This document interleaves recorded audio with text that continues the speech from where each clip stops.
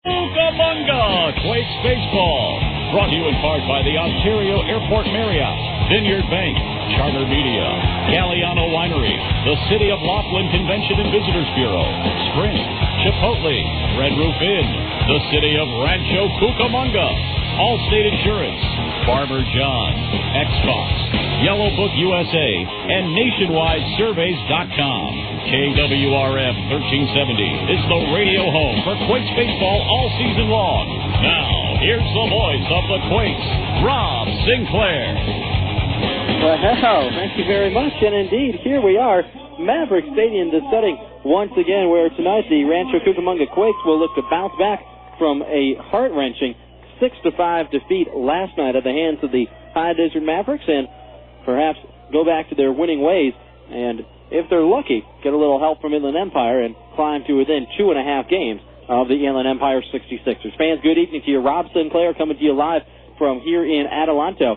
Mentioned a tough loss for the Quakes to take last night as they fall 6-5 to High Desert. Quakes scored first, had a 4-1 lead midway through the ball game. High Desert came back to tie the game with a run in the 6th. Quakes went right back on top with a run in the 7th. Wouldn't you know, High Desert came right back to tie the game on a solo home run in the bottom of the 8th. One of those High Desert wind-aided shots, a little fly ball that, if we're playing down in Lake Elsinore, probably wouldn't have even made it 30 feet to the wall. But up here with the wind gusting out towards left like it was last night, easily 30 miles an hour, Rusty Brown got a solo home run out of it that tied the game, and then a wild pitch scored the winning run in the bottom of the 9th. But you know what? You try to put yesterday out of your mind. Quakes still have a chance. You're still alive.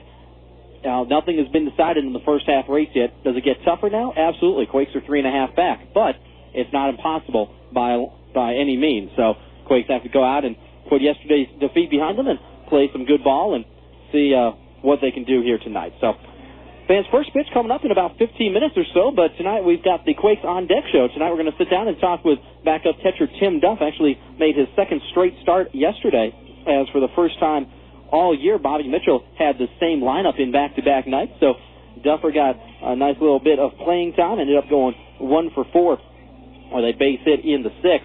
So we'll sit down, we'll talk to him about what he saw last night, what his thoughts were on the Division II baseball championships. He had a rooting interest in the matchup between the University of Tampa and Chico State, and also we'll take a look at tonight's ball game and get a little scouting report on Quakes starter Micah Posey. So that'll be coming up in 1 minute. We'll sit down and have the pregame comments of Quakes catcher Tim Duff. That's coming up in 1 minute right here on the Quakes Radio Network. This is Rob Sinclair, the voice of the Quakes for the Ontario Airport Marriott. If you're looking for a great place to eat, the Ontario Airport Marriott features the D Street Sports Bar and Grill, open daily from 11:30 a.m. to 1:30 a.m., the Pacific Grill for the fine diner, or stop by the 24-hour Pacific Deli. The Ontario Airport Marriott is located at 2200 East Holt Boulevard, just off the 10 freeway. The Ontario Airport Marriott, a proud sponsor of your 2006 Quakes on the radio.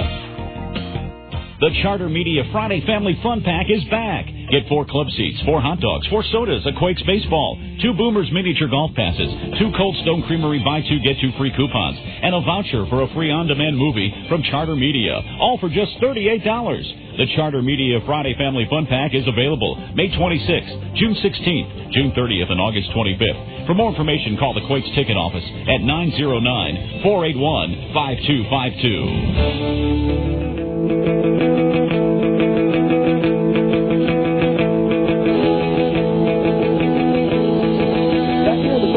So this is Rob Sinclair. We're talking now with Quakes catcher Tim Duff. And Duffy's tough ball game last night. He had a 4-1 lead midway through the game. And ended up tying it. You guys got a sacrifice fly from Ben Johnson. The 5th went up. They got a High Desert home run, a ball that was pretty wind-aided out to left off of the Loizaga that tied it up. And then a wild pitch finishes it off as High Desert wins 6-5. It takes 3 impressions of last night's game. I was pretty happy with the way Fernie was throwing the ball. He was getting ahead of batters pretty well, using all his pitches. But it just ended up a few mistakes here and there on our part. They just clawed their way back into the game and ended up pulling it out in the end. I think last night it was more of a thing where if we execute the things we need to execute and basically just don't beat ourselves in that game, I think we come away with a victory. But that wasn't the case last night. And they pulled it out last night. more respect to them for clawing back and getting that win right there. I thought one of the positives that you can take away from last night's game is the fact that for a ball club that has had trouble scoring runs, you guys did get 5 runs, and it wasn't so much that you had one big inning where everything went right. It's that you got 5 run-scoring innings, which I think you have to carry over to tonight and say, you know what, we had a good approach to the plate, let's keep doing that. Definitely, I think you hit the nail on the head right there. I'd rather score 1 or 2 an inning than get 1 inning of 7 or something like that. I think that does a lot better for our offense, showing that we can score every inning. I think that'll just slowly build confidence if we can get those 1, 2 run innings more often instead of relying on a 5, 6, 7, 8 run inning right there. I think we'll have a lot more success if we can just, 1 run an inning, get a guy on second, get him over, get him in, just simple things like that. I think that'll definitely help our confidence. Yeah, we're talking with Quakes catcher Tim Duff here on the Quakes on Deck show. For the first time all year, I believe, Bob Mitchell used the same lineup in back-to-back nights, so you found yourself in there in back-to-back ball games. But Michael Collins is back behind home plate tonight. You don't play that much. You've got Collins and Ben Johnson ahead of you on the depth chart. So talk about how you stay fresh and how you stay sharp so that when you do get those opportunities once or twice a week, you're able to step in and hopefully not miss a beat.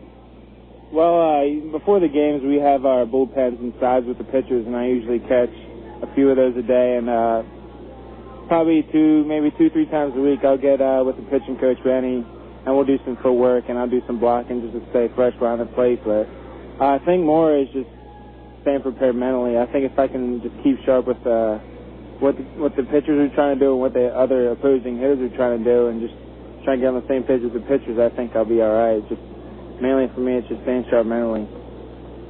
A couple more questions for you. Let's take a look at the good old alma mater, the University of Tampa Fighting Spartans, the real UT, as you like to call them, and I can certainly second that. I went to Baylor, so I'm all about dissing University of Texas whenever possible. But when you played there, you made it to the national championship game for Division II. Unfortunately, you lost, but this year, University of Tampa redeemed itself, won the NCAA Division II baseball championship, defeated Chico State. I know that was put a big smile on your face.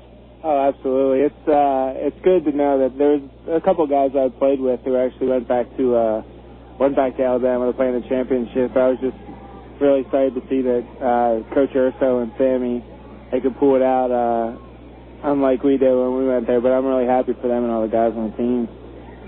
Well, one final question for you. Let's turn our attention back to tonight's ball game. Kind of got to put yesterday out of your head because, and you got to realize, if you win and inland umpire helps you out and loses, you're 2.5 back, just like you would have been had you won yesterday. So you try to put yesterday out of your mind. Tonight we'll have the left-hander Micah Posey going. He's thrown the ball very well as of late. What do you expect to see out of Posey tonight?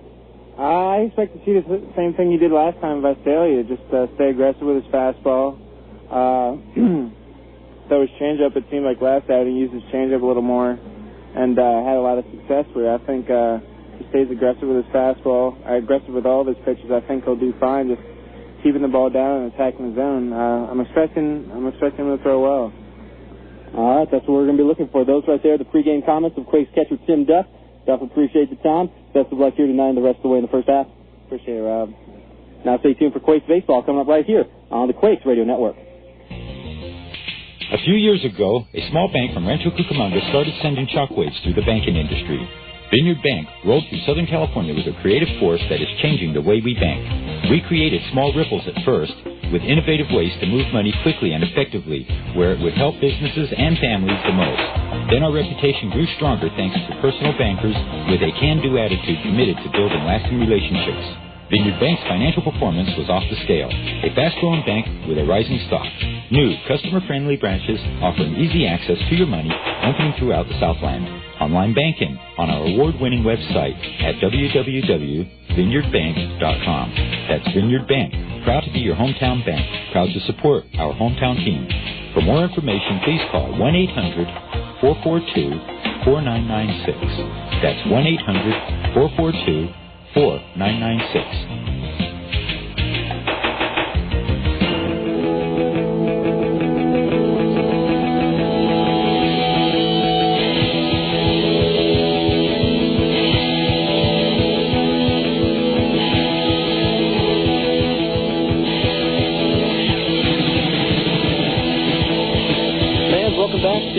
Mavericks Stadium here in Adelanto as the Quakes and the High Desert Mavericks get ready for Game 2 of this 4-game series. Before we go any farther, we have reached the top of the 7 o'clock hour. So right now, why don't we go ahead and step aside for station identification. You're listening to the Quakes Radio Network. You're listening to Rob Sinclair and Quakes Baseball on AM 1370 KWRM Corona. Mavericks are taking the field right now. Let's take a quick look at the standings in the California League. Starting the Southern Division, Inland Empire, 35-28. They are 2.5 games up on High Desert. The Quakes, a game behind the Mavericks, 3.5 out, playing 500 baseball at 32-32. Then you've got Lake Elsinore, who's still alive, only 4 games out. So 4 teams within 4 games, but Inland Empire in the driver's seat. Sixers tonight start a crucial 3-game series at San Jose, so we'll certainly keep you up to date with what happens there. In the Northern Division, San Jose trying to hold off a late charge from Modesto. San Jose with a 4.5-game lead in the North, trying to win the first half championship. The defending league champions trying to go back to the playoffs. So again, Inland Empire, 2.5 up on High Desert, 3.5 up on the Quakes in the South. San Jose, 4.5 games in front of Modesto in the North. Fans, let's go ahead and step aside. One last 60-second break. We'll come back, take a look at the starting lineups to get you all squared away with the first pitch in tonight's ball game. Quakes and the Mavericks coming up in 1 minute here on the Quakes Radio Network. It's your first game. You got your glove? Yeah. Good boy. All right, bright blue sky, beautiful green grass. You know, there's nothing better than baseball in the summer. I guess. Hey, where's the peanut guy? Dad, we're in the living room. Hooked on a clear picture? Get hooked on Charter HD TV with a picture 5 times sharper than regular TV plus theater quality sound. You'll watch television like never before. Get local channels in high definition with no equipment to buy. Go where satellite can't. Call 1-888-GET-CHARTER and get hooked. Service not available in all areas. Prices may vary. Hey fans, Rob Sinclair here reminding you that any night is a great night to enjoy Quakes baseball. Our Monday Madness promotion gets you 2 tickets, 2 hot dogs, 2 sodas, and 2 popcorns for just $12. Come out for Weenie Wednesdays and enjoy delicious Farmer John hot dogs for just $1. And every Thursday, quench your thirst with $1 beers and sodas on Dave & Buster's Thirsty Thursday. To order Quakes tickets in person, stop by the Epicenter from 10 to 5 Monday through Friday and 10 to 2 on Saturday. You can also order by phone by calling 909-481-5252 or buy tickets online at rcquakes.com.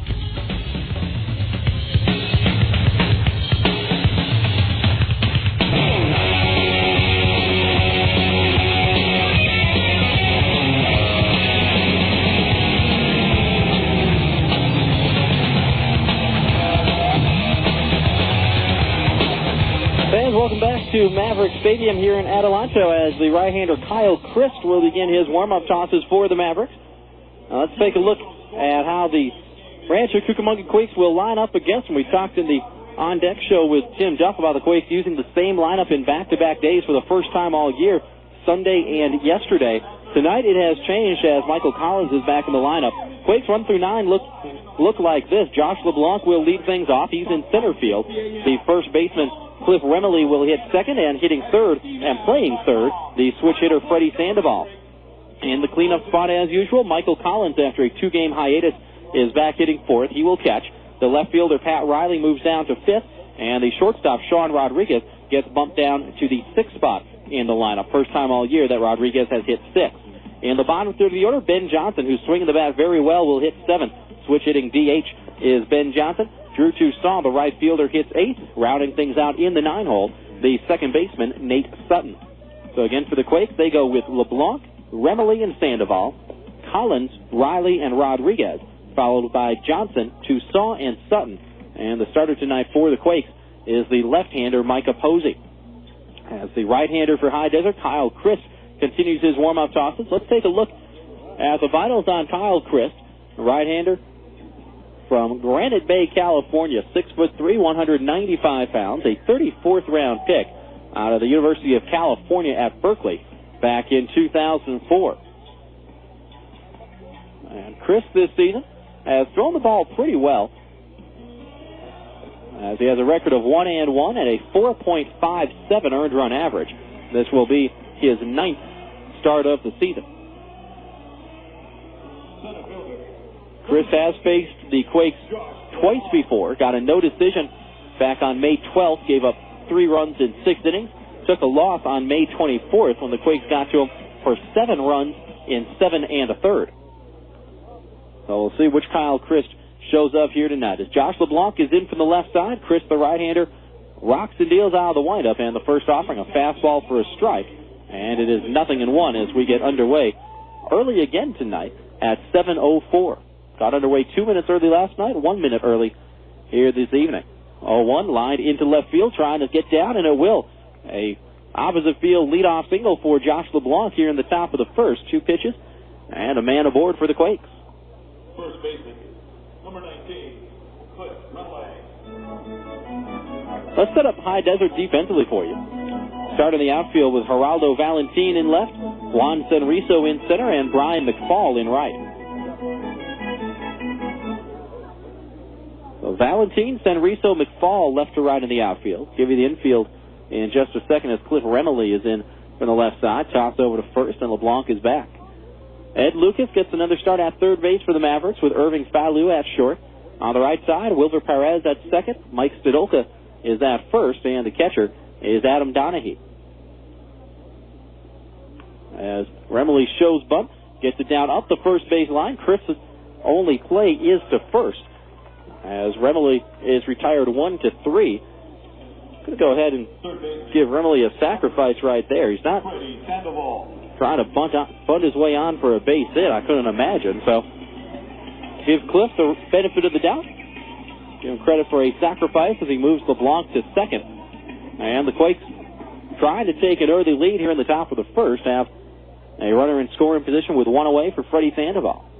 Switch hitter in from the left side. Chris, the right-hander, from the stretch. A look back to LeBlanc, now home with a fastball and a ground ball to the left side. Lucas fields it, spins, throws to first, and it's in time as Stadolka kept his foot on the bag.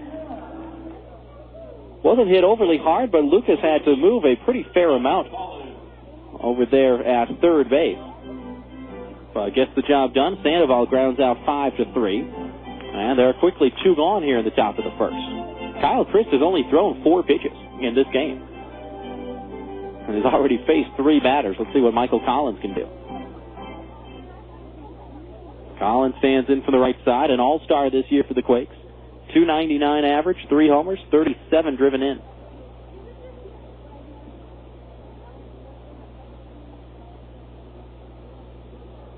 First offering from Christ. Fastball strike. It's 0-1. Umpires tonight, Jonathan Conrad calling the balls and strikes. Ryan Stockdale is on the bases. We were misinformed yesterday when we were complaining about Conrad's strike zone. It was actually Ryan Stockdale who was calling the balls and strikes yesterday. So our apologies to Jonathan Conrad. There's a fastball inside, and that hits Collins right on the arm. So Collins hit by a pitch, and that'll keep this inning alive for Pat Riley. No score here at the top of the first. 2 on with 2 out. As Riley will dig in from the left side, hitting .290 this year. 4 home runs and 21 runs batted in.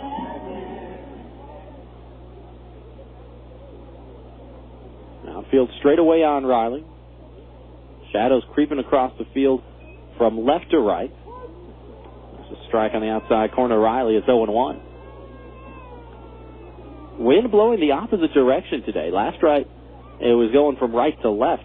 Tonight going from left to right, and not near as forcefully as it was going last night. Maybe 10-15 miles an hour. It was easily double that last night, and consistently double that last night. What a much calmer night. Another gorgeous night for baseball. Not a cloud in the sky out here. Some kids playing on the berm area down in right field. 0-1. Change up outside from Christ. It's a ball and a strike. It's a pleasant night up in the Victor Valley. LeBlanc, the runner, on second. Michael Collins standing in the shadows over at first. There's the 1-1. High chopper to the second baseman, Wilver Perez. Waits for a high bounce and throws out Pat Riley. For that one, 4-3, and that will do it for the Quakes here in the top of the first. So a leadoff single from Josh LeBlanc goes for naught. Quakes get no runs on a hit, no Mavericks errors, and 2 runners are left. To the bottom of the first we go. Quakes nothing, and the Mavericks coming up. Galliano Winery, located at 1431 Wineville Road in Mariloma, California. In business since 1927, the Galliano family's roots run deep in Cucamonga Valley's winemaking history, offering a unique array of 25 varieties, including award-winning wines as well as custom label. The Galliano tradition continues to grow in the Inland Empire. Try the latest award-winning wines in a relaxed country atmosphere of the tasting room. Enjoy a tour of our landmark complex or relax in the beautiful picnic grounds. To reach Galliano Winery, call 909-685-5376. That's 909-685-5376. Or stop by Monday through Saturday, 9 a.m. to 6 p.m. and Sunday, 10:30 a.m. to 5 p.m. A ball club wins with teamwork and a winning game plan. Doesn't planning for your financial future deserve that same careful attention? Glenn Hardcastle Insurance Banking Company knows it does. With 20 years of experience in life insurance, they will teach you how to use an insurance policy, not just buy it. Learn to use your term insurance to double your 401k or IRA's future income, or triple your future income through equity management. Find out more by calling Glenn Hardcastle at Insurance Banking Company. Find them in your phone book or visit their office in Upland in the Foothill Bank Building on North Mountain Avenue.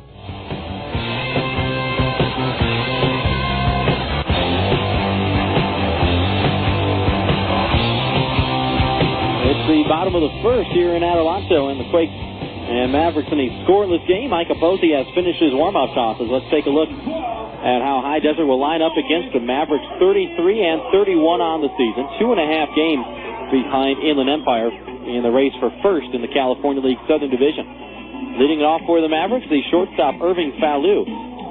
Then it's the second baseman Wilbur Perez, and the DH Rusty Brown will hit third. Maybe the rest of the order in a second. Falu, the switch hitter, in from the right side. As Posey rocks and deals, and the fastball is low for ball one. Mike Stadolka is the cleanup man. He's at first base for the Mavericks. The center fielder, Juan Senriso, hits fifth, batting sixth and catching Adam Donahue. Posey outside with another four-seamer, 2 balls and no strikes. Falu hitting .258, home run and 18 RBIs. There's a strike from Posey. It's 2-1. Bottom third of the order, Geraldo Valentin hits seventh. He's in left field. The right fielder, Brian McFall, bats eighth, and hitting ninth. Now playing third base is Ed Lucas. Bouncing ball up the middle, handled by Sean Rodriguez. Picks, throws, got him. Score that one 6-3, and the leadoff man gone here in the bottom of the first. Second baseman, number 4, Wilbur Perez. So again for the Mavericks, they go with Falu, Perez, and Brown. Stadolka, Senriso, and Donahue, followed by Valentin, McFall, and Lucas. And the starter tonight is the right-hander Kyle Christ. As Wilbur Perez is in from the right side. First pitch, swing and a miss on a changeup. It's 0-1. Now, we talked about the Quakes using the same lineup in back-to-back games for the first time all year yesterday. Changeup outside, 1-1. The Mavericks using the same lineup from last night to tonight. So no changes for Jeff Carter. As Perez tried to bunt his way aboard, missed it. And the count goes to 1-2. Let's tell you about Micah Posey.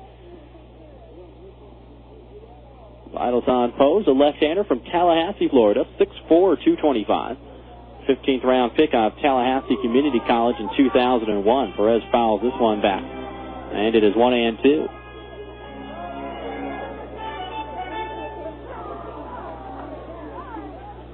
Left-handed pitcher, right-handed batter.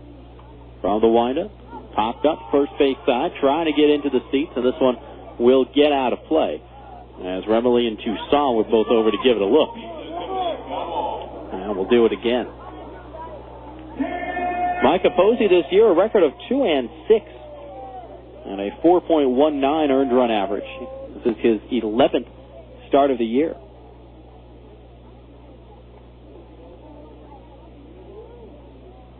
One, two. Curveball, check swing. The appeal to Ryan Stockdale at first. He says Perez held up. That's even at 2-2. Posey's been throwing the ball well, but has not been getting very many good results to show for it. Fastball inside, it's full 3-2. I mean, to illustrate that point, look no farther than his last start against Visalia. 7 innings, 2 runs, only one of them earned, and he took a loss. 3-2, swung on and fouled back. He'll do it again. Posey won his first outing of the year, which is in relief. Got a win on April 9th against Bakersfield. Did not win again until June 2nd when he shut out Inland Empire for 7 1/3 innings. The 3-2 line drive into right field, sinking fast, but Toussaint is there battling the sun. He'll make the catch. Perez lines out to right. Nice play defensively by Drew Toussaint. And there are 2 away.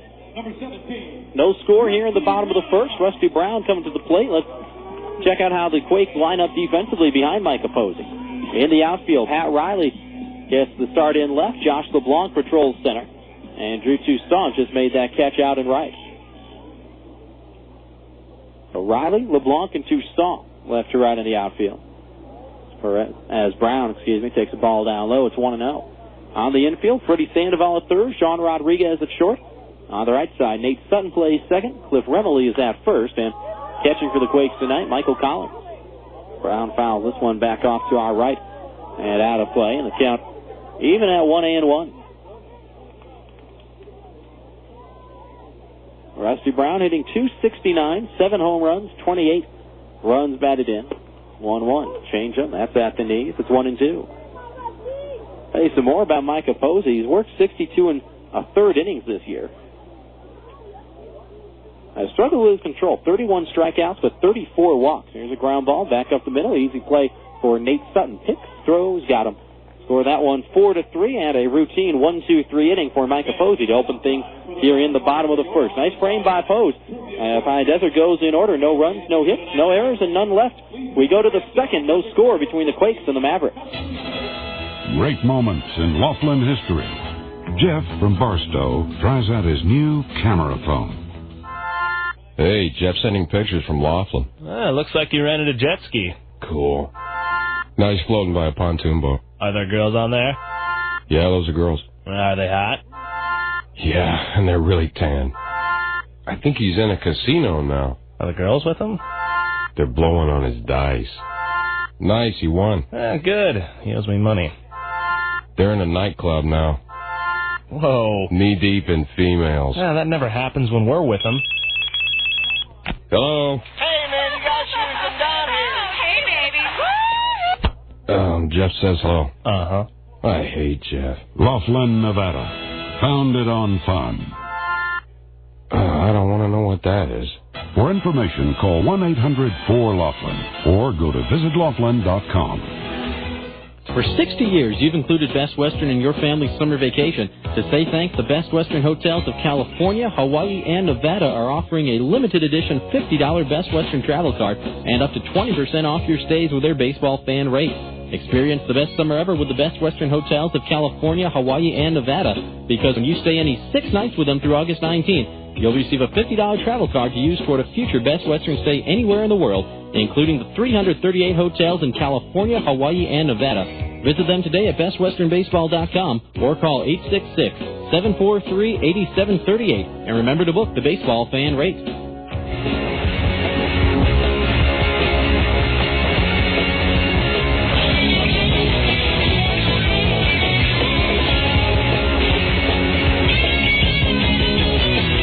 Rodriguez into the right side. First pitch swinging, lines the ball into a relatively empty section of seats off to the right, and the count 0-1 as we're underway here in the top of the second. Rodriguez, Ben Johnson, and then Drew Toussaint, 6, 7, and 8 for the Quakes. In a scoreless game here in the second.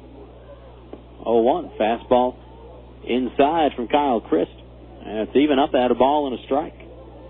Sean Rodriguez, nice night yesterday. Couple of hits in 5 trips to the plate. Getting .284 on the year, 10 homers, 34 RBIs. Reached at that one, a little topper up the first base line. That'll be gloved in foul territory by Ed Lucas. And the count goes to 1-2. If that ball had stayed fair up the third base line, Sean Rodriguez probably would have beaten it out. It was not a good swing by Rodriguez. Got fooled. The ball ended up going outside, and he tried to pull it and just tapped it up the third base line. But that was one of those balls where it was hit so slowly, and Lucas was playing back at third, that had it been able to stay fair, would have been an infield hit for Sean Rodriguez. There would have been nothing that Ed Lucas could have done about that. Instead, it's a strike on Rodriguez, and Chris ahead in the count 1-2. Here it is. Slider rolled over to Lucas at third base. Fields it cleanly, throws to first in time. Score that one 5-3, and Rodriguez is retired. Designated hitter, number 22. Ben Johnson. So that brings Ben Johnson to the plate. Johnson had a good game yesterday. Going 1 for 3. Had a sacrifice fly, drew a walk, had a single, stole a base. So a little bit of everything for the Quakes last night. Switch hitter in from the left side. Swung right through a fastball there from Kyle Christ, and it's 0-1.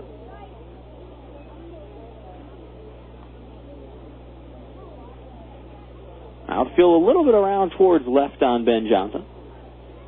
Sitting 248, 5 home runs, 25 runs batted in. 0-1, fastball down low. And it's even up at a ball and a strike. Fans, want to remind you, Quakes Baseball brought to you in part by Chili's Bar and Grill in Rancho Cucamonga. Located at 10598 Foothill Boulevard. Enjoy the atmosphere inside or the convenience of Chili's to go. That's Chili's. Live a little. 1-1, another fastball, inside corner this time. And the count 1-2 on Ben Johnson. Quakes wearing the road grays tonight. Gray tank tops, gray pants, black undershirts, black socks. High Desert, once again, wearing the home whites with the red pinstripes, which I still haven't determined how I feel about that. Hot shot foul outside of first, and it stays 1-2. And the red caps, the black socks, and black undershirts for High Desert.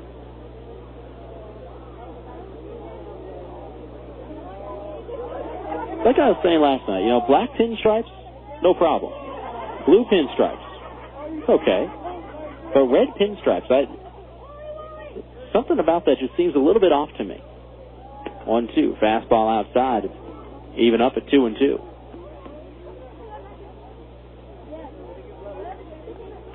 Bobby Mitchell clapping his hands over at the third base coach's box. Craig Graybeck, as always, looking on from the first base coach's box. The 2-2 home to Johnson. Curveball way outside.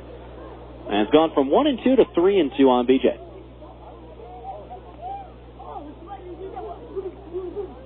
Lights have been turned on here in Adelanto. Intermingling with the sunlight that's still pretty predominant in the outfield. There's a swing and a fly ball out towards center. Senriso has a bead on it. He'll back up and put it away. Johnson flies after center, and 2 away here in the second. No score in this game. Quakes have the only hit thus far. And here's Drew Toussaint. DT had a big game last night.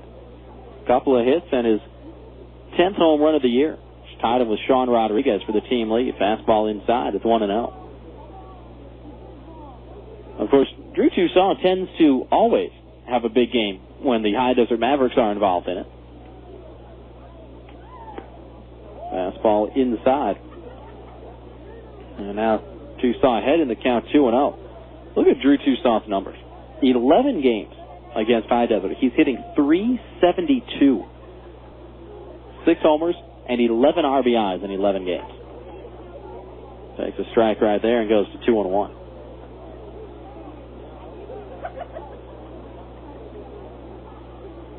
Right-hander against right-hander. Kyle Christ home with a 2-1. Change up downstairs, and it's 3 balls and a strike.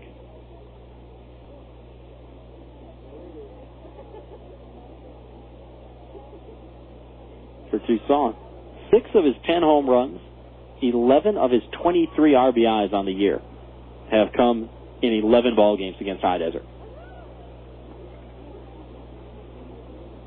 There's the 3-1. Little check swing, foul off the very top of the netting back behind home plate. And the count full now at 3-2.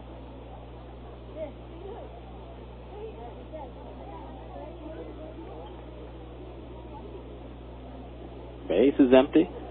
If Toussaint could reach, Nate Sutton would be next. 3-2. Slider swung on and missed, and that is strike 3. Kyle Christ comes back to record his first strikeout of the night, and the Quakes go in order here in the top of the second. A grounder, a fly ball, and a strikeout. 1, 2, 3 go the Quakes. No runs, no hits, no errors, and none left. To the bottom of the second we go. Quakes nothing, and the Mavericks nothing. Everyone wants a healthy lawn and garden. However, fertilizer works better and is more cost-effective when used properly. By following the directions on the package and making sure water does not run off your property, you can keep fertilizer from washing away. Water that runs off your lawn or garden flows into the gutter and drains directly into the Santa Ana River, carrying excess fertilizer with it. Any fertilizer that reaches local waterways pollutes the environment for people and aquatic life. Next time you use fertilizer, make the following choices to protect our environment, your pocketbook, and public health. Follow the directions on the product. More is not better. Extra fertilizer just gets washed off your lawn or garden. Avoid using fertilizer near ditches or gutters. When watering your lawn and garden, make sure water does not run into the street and carry fertilizer with it. Do not apply fertilizer before a rainstorm. Store fertilizers and chemicals in a covered area and in sealed containers. When it is time to dispose of leftover chemicals, call 1-800-253-2687 for the Household Hazardous Waste Collection Site near you. For more pollution prevention tips, please call the City of Rancho Cucamonga at 909-477-2740 extension 4060. An advantage in sports is playing in front of the hometown crowd. The next time you're looking to refinance, buy, or sell, get that same hometown advantage with Legend Realty and Loans. Looking to refinance but have a prepayment penalty? No problem. They can pay up to $7,000 in prepayment penalties. Looking to buy? Ask about their buyer assistance program. Looking to sell? Ask for your free market evaluation. Call 909-945-8708. That's 909-945-8708. Legend Realty and Loans in Rancho Cucamonga.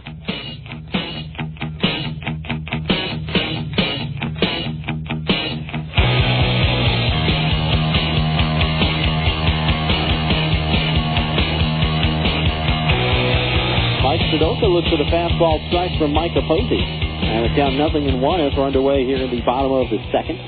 Sudoka, Senriso, and Donahue 4, 5, and 6 against Micah Posey as he deals another fastball strike, and it's 0-2. Mike Sudoka, the only batter who will hit left-handed against Micah Posey tonight for the Mavericks. They swinging a ball foul right at home plate. Collins couldn't quite hang on to the foul tip. And Sudoka, as a result, stays alive at 0-2. Sudoka hitting .300, 7 homers, 30 RBIs.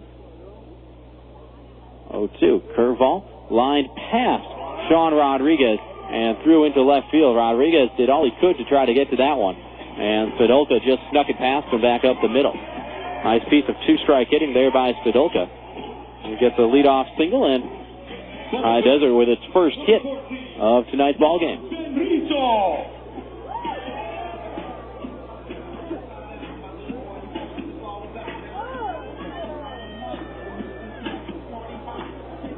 So here's Juan Senriso.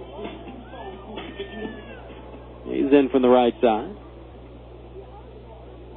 Hitting with that closed stance as Posey works out of the stretch, and first offering is grounded past Cliff Remley and through into right field. Sudoka going to go from first to third as the ball gets past Freddy Sandoval, but a good job by Micah Posey to back it up.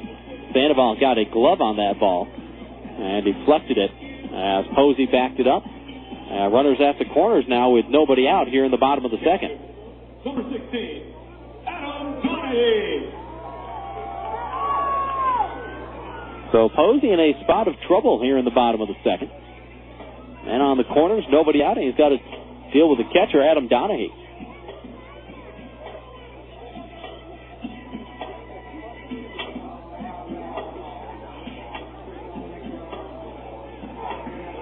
Donahue hitting .278, 3 home runs and 13 runs batted in. Fastball a little bit high for ball one.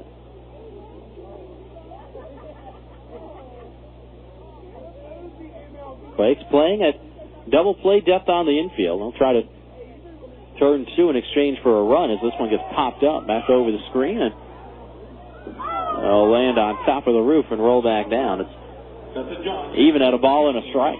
Foul ball.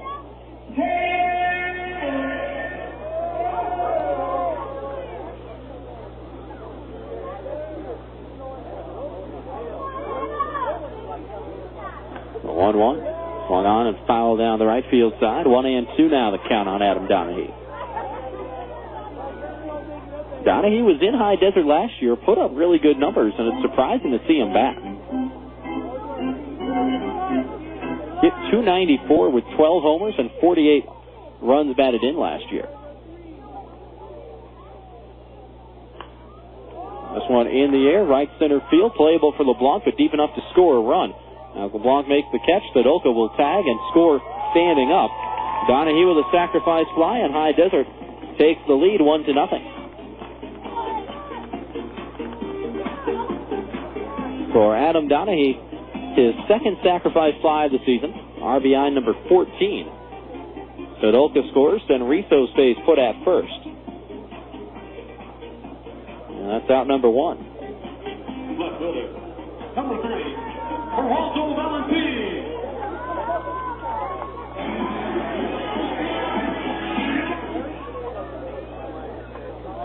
So now Geraldo Valentin in from the right side. Take a fastball for a strike on the outer half. It's 0-1. Valentin had a couple of hits yesterday and 2 RBIs. He played a pretty big role in the win for High Desert. Toss over to first from Mike Capozzi, and Juan Senrizo back standing up. Senrizo with 7 stolen bases on the year.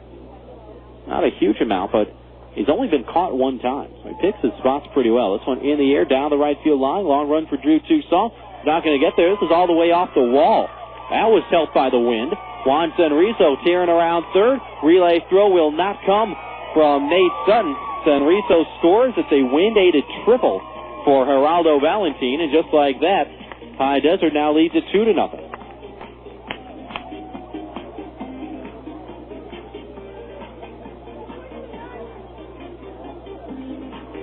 We talked about it at the top of the game, folks, about the wind blowing the opposite direction than it did last night. Last night it was going strongly from right to left. Tonight from left to right. And Valentin just got that ball up into jet stream and let Mother Nature carry it out halfway up the wall down the right field line.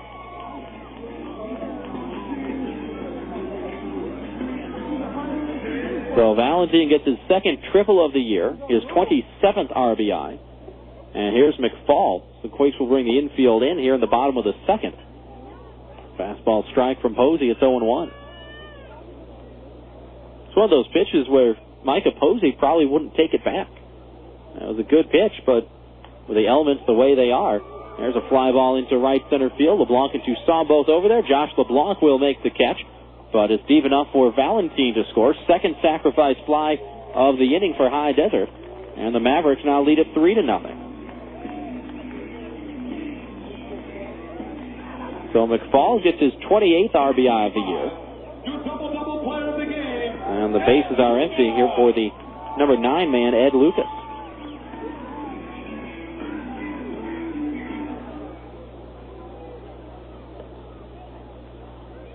Lucas in from the right side. Fastball missed inside from Posey. It's 1-0. So 3 runs on 3 hits for the Mavericks here in the second. Here's a ground ball rolled over to Rodriguez at short. Picks, throws low, and got him as Remley picks it out of the dirt around first base. Lucas grounds out 6-3. Nice job by Remo defensively, and that will do it for the Mavs here in the bottom of the second. But a couple of leadoff singles, an RBI triple, and 2 sacrifice flies. All adds up to 3 runs for High Desert. 3 runs on 3 hits. No Quakes errors and nobody left. To the third we go. Mavericks with the early advantage, 3-0. Today's broadcast is made possible in part by Shelton's Poultry. We know it's our freedoms that make our country and our community great.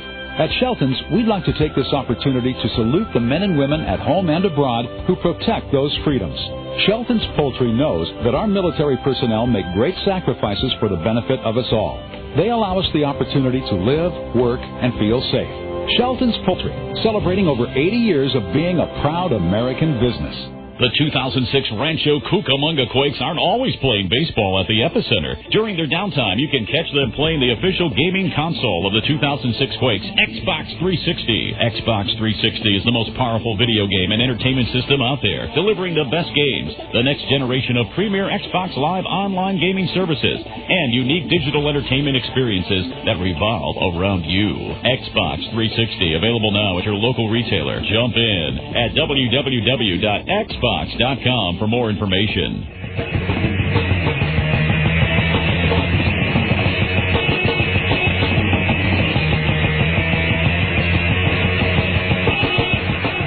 Top of the third, and the Quakes down 3-0. Fans, for all your real estate needs, consider Century 21 Excellence of Rancho Cucamonga. Whether you're buying, selling, or refinancing, call on the company you can trust. Century 21 Excellence of Rancho Cucamonga, partners in our community. Give them a call at 909-373-1768. Here in the third, Nate Sutton will lead things off. Then back to the top of the order with Josh LeBlanc and Cliff Remily. 9-1-2, all three left-handed. To face the right-hander Kyle Crisp as Sutton takes the fastball for a strike in the outside corner. It's 0-1.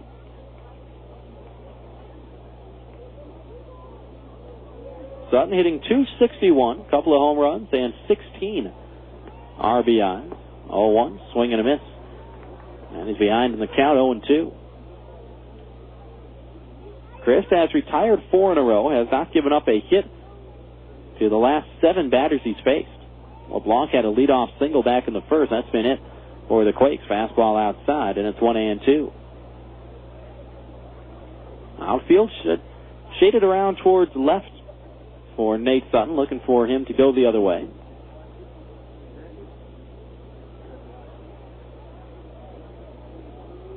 One, two. Curveball slapped on the ground to the shortstop, Irving Falu. Go to first is close, but in time to get Nate Sutton. 6-3 the score, and a routine ground ball for the first out here in the top of the third. So Kyle Crisp has made his first turn through the order now. No runs, 1 hit, no walks, 1 strikeout for Crisp, and he also has hit a batter.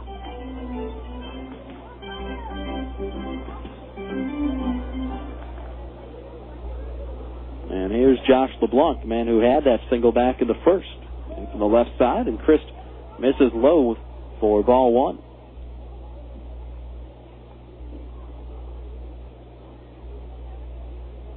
From the windup, 1-0 on the ground to Falu, the shortstop, once again.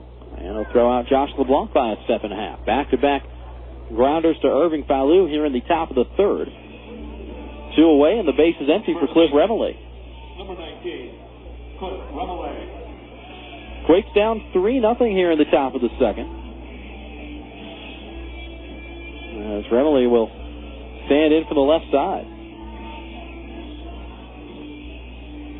Reno looks like he's using Ryan Leahy's usual bat. A little two-tone number, dark at the handle and natural wood-colored on the barrel.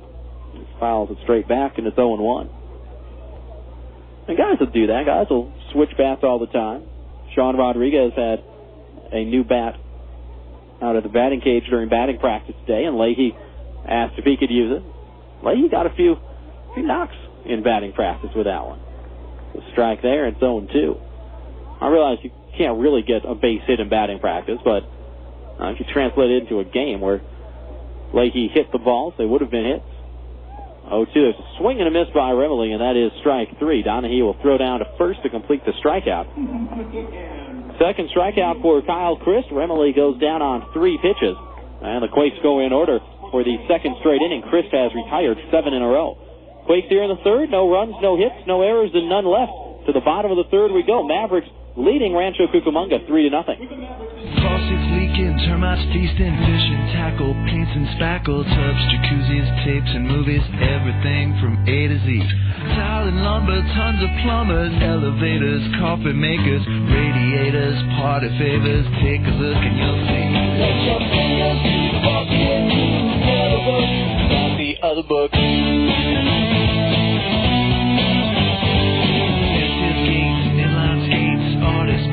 Florists, grocers, water coolers, bakers, jewelers, everything from A to Z.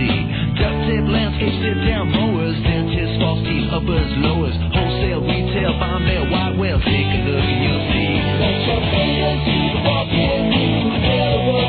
Let your fingers walk into the yellow book. Not the other book. To place your ad at people's fingertips, call 1-800-YB-YELLOW. Yellow Book, not the other book. Friends and family visiting you this summer? Don't worry. Add a room instantly by calling your friends at the Red Roof Inn. Red Roof Inns offer quality rooms, friendly service, great rates, and kids stay free. Plus, as a Ready Card preferred member, you'll earn points towards free room nights. With 360 Red Roof Inns nationwide, you'll find locations everywhere, including Ontario, San Dimas, and Victorville. Visit us today at redroof.com or dial 800-RED-ROOF.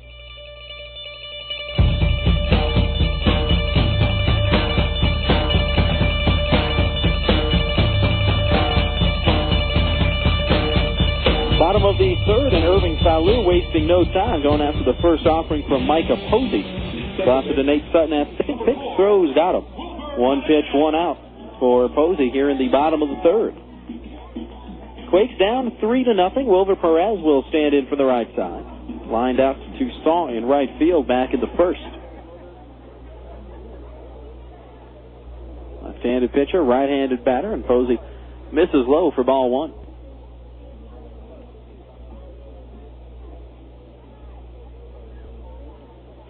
Quickly, a little tapper foul up the first base line, barehanded by the hitting coach Boots Day. He'll toss it into the seat. And the count even at 1-1 on Perez. Jeff Carter coaching third base for High Desert. The Mavericks manager, fastball outside, it's 2-1. Game 2 of a 4-game series. Really game 2 of a 7-game series, if you want to look at it that way. This one popped up.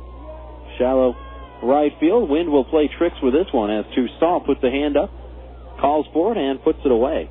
That one drifted out from short right field to medium right center.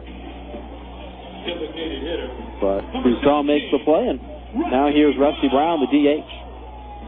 Of course, Quakes and Mavericks play 4 games here in High Desert, then turn around and head back down I-15 and play 3 more games in Rancho to close out the first half. So 7 in a row to close out the first half between these two clubs. Fastball strike to Rusty Brown. It's 0-1. Brown 0 for 1, grounded out back in the first. 0-1, check swing. And he let it go by down low. Count even at a ball and a strike. Fans want to remind you that Quakes Baseball is brought to you in part by the Outback Steakhouse of Ontario.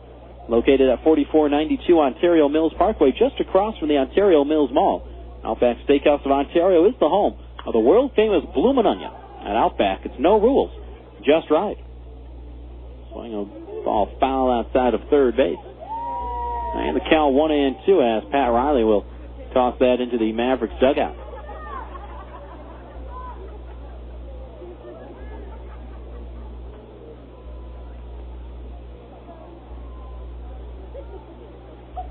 Sun continuing to set off to our left. Everything from left field back to home plate is in the shadows. There's a fastball and a called strike 3. Rusty Brown goes down looking. First strikeout of the night for Micah Posey. And his second 1-2-3 inning of the ballgame as the Mavericks go in order here in the third. No runs, no hits, no errors, and none left. Let's go to the fourth. Third of the way through. High Desert leading 3-0. You know, the goal of baseball is to get home quickly. The last thing you want to see is some player lollygagging around third when there's going to be a close play at the plate. Well, Farmer John feels the same way about ham, bacon, sausage, and hot dogs. You know, all Farmer John products are made fresh right here in the Southland. That way, they get to your home as quickly as possible, and it's a short slide into the plate. That's your plate at home. No home plate. Get fresh. Get Farmer John. Whether it's your first Little League t-shirts or employee apparel, there's just something special about putting on a uniform and feeling like part of a team. If you're promoting your club, team, or business, you owe it to yourself to contact Pit Stop Embroidery. In addition to providing custom embroidery, they can custom make just about any promotional product your company can think of. So gather your ideas and call 1-800-5-STITCH. That's Pit Stop Embroidery, serving you since 1990. Find them online at pitstopembroidery.com. You wouldn't want your favorite sports team to only play offense or only play defense. So when it comes to insurance, why settle for someone that can handle only your auto policy? Bring your home and auto insurance to Allstate now, and you can save big on both. You deserve someone that can assist you more. That's Allstate stand. Are you in good hands? Hey, sports fans, Call Allstate agent Sal Ayala Jr. at 909-984-8528 today. Subject to availability and qualifications, Allstate Insurance Company, Allstate Property and Casualty Insurance Company, and Allstate Indemnity Company, Northbrook, Illinois.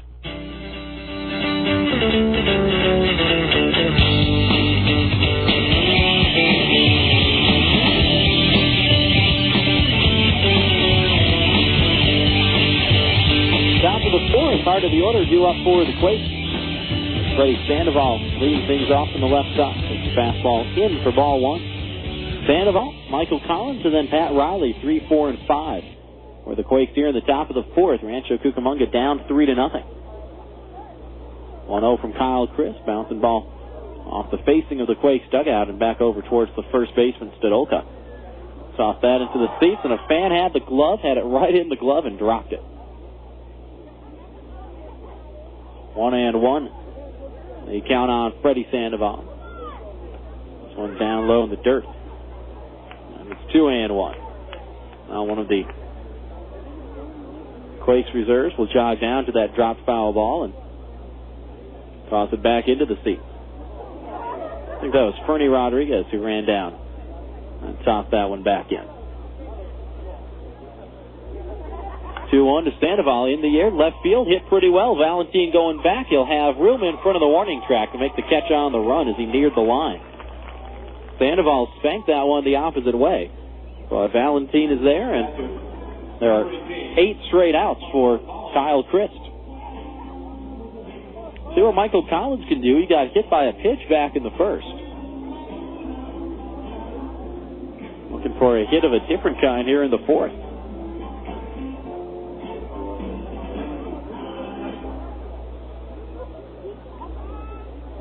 Right-hander against right-hander.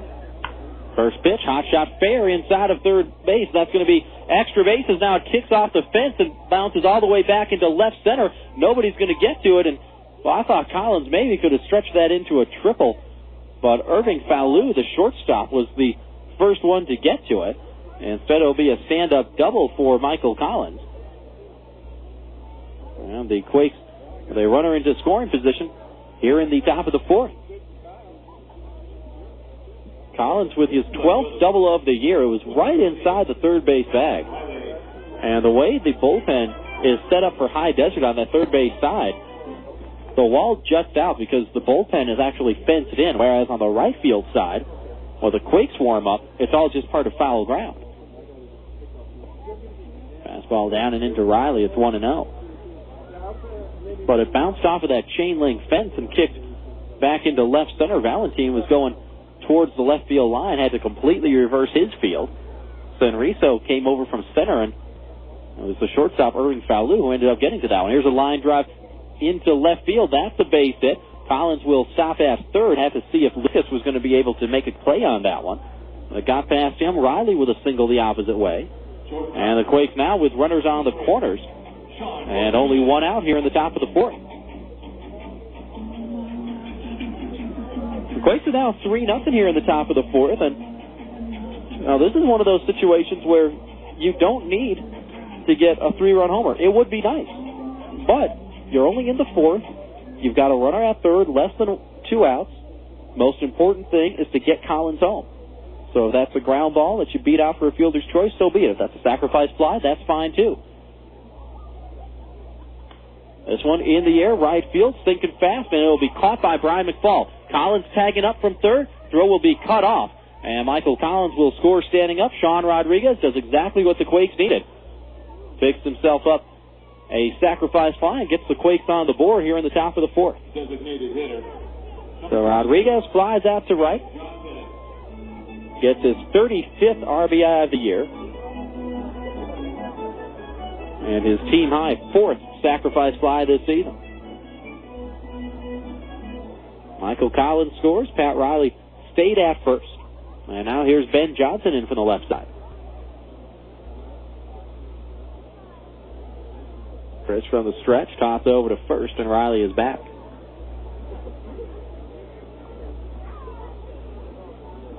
Good work by the Quakes here. Got a couple of hits, got a sacrifice fly, get a run in. Chris had retired 8 in a row before Collins had that double. There's a fastball inside, and Ben Johnson gets hit by a pitch. So Chris has hit a couple of batters. You got Collins in the first, now gets Johnson here in the fourth. Quakes all of a sudden have the tying run on base. And the very dangerous Drew Toussaint at the plate.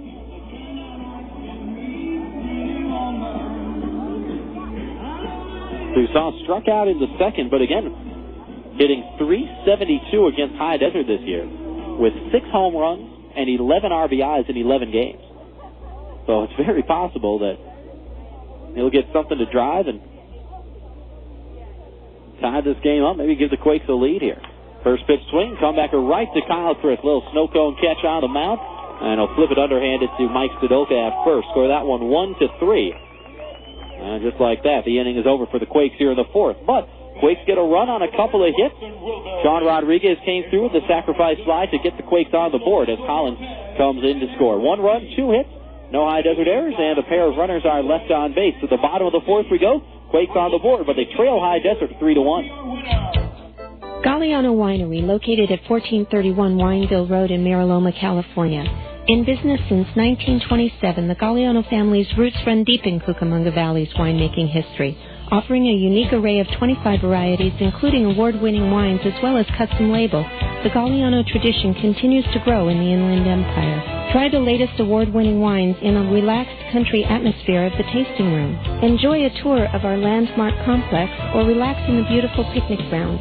To reach Galliano Winery, call 909-685-5376. That's 909-685-5376. Or stop by Monday through Saturday, 9 a.m. to 6 p.m., and Sunday, 10:30 a.m. to 5 p.m. The Charter Media Friday Family Fun Pack is back. Get 4 club seats, 4 hot dogs, 4 sodas, a Quakes baseball, 2 Boomers miniature golf passes, 2 Cold Stone Creamery buy 2 get 2 free coupons, and a voucher for a free on-demand movie from Charter Media, all for just $38. The Charter Media Friday Family Fun Pack is available May 26th, June 16th, June 30th, and August 25th. For more information, call the Quakes ticket office at 909-481-5252.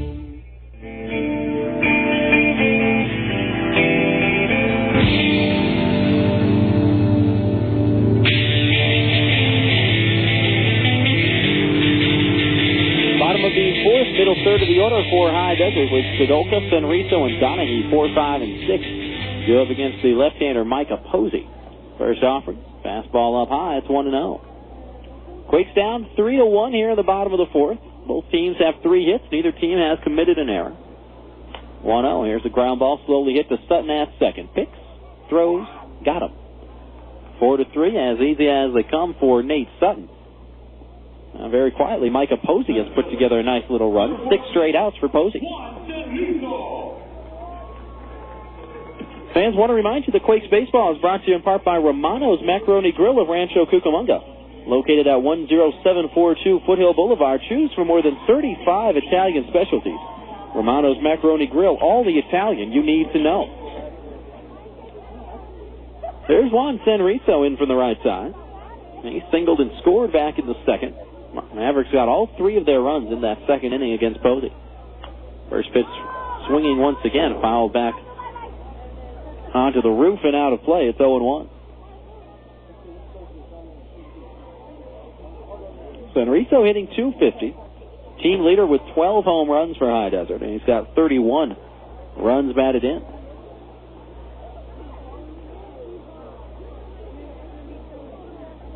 One fastball down low. And it's even at a ball and a strike. Stadium lights taking more and more of an effect here in High Desert. Last vestiges of sunlight just barely reflecting off the wall in right. Change up, big swing and a miss by Senriso. He's way out in front of that one. And it's 1-2. If you were with us for the On Deck Show, Tim Duff told us to watch out for that changeup from Micah Posey. So he used it very effectively in his last start, and using it well here again. 1-2, swung on and line foul down the right field side. Now the count stays at 1-2 on Senriso.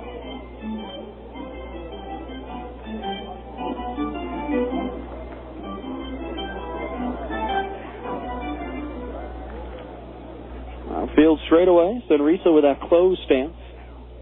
Front foot way in front of his back foot. This one chopped to the third baseman, Freddy Sandoval. He'll glove it, and he didn't want to. Gloved it in fair territory. And Senriso beats it out without even a throw. As a slow hit chopper that would have been a tough play for Sandoval.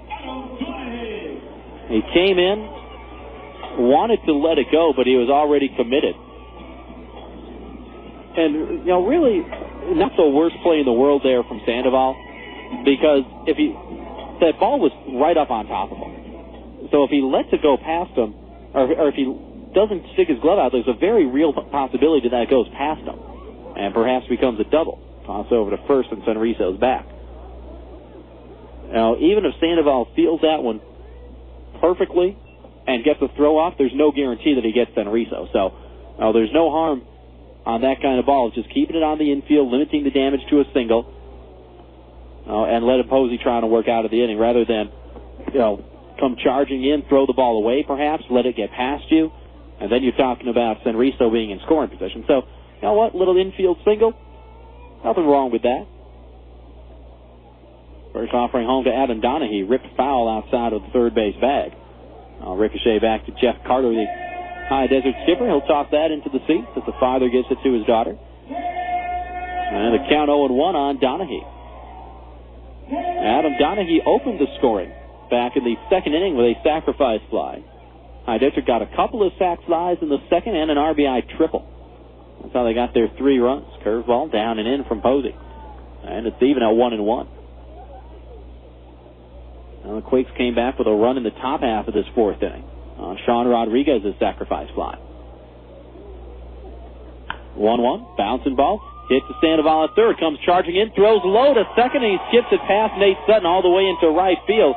That'll be a hit and an error. That was a tough play for Sandoval. The way his momentum was coming, I think he was probably better served just taking the out at first. Tried to throw back across his body and skipped the ball into Nate Sutton. I have to imagine that would be a hit and an error.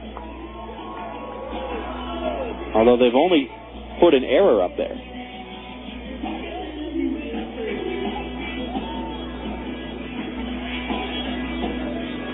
So they're just going to go error on that one. Okay.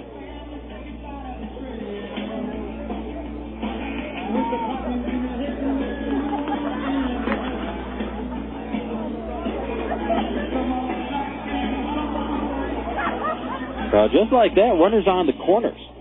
And only one out. Geraldo Valentin, who had that run-scoring triple his last time up. Watches the ball in the dirt. Collins fakes the throw to second, now throws back to third and almost threw it away. Freddy Sandoval had to wrap himself around Juan Senriso to prevent that throw from going up the third base line.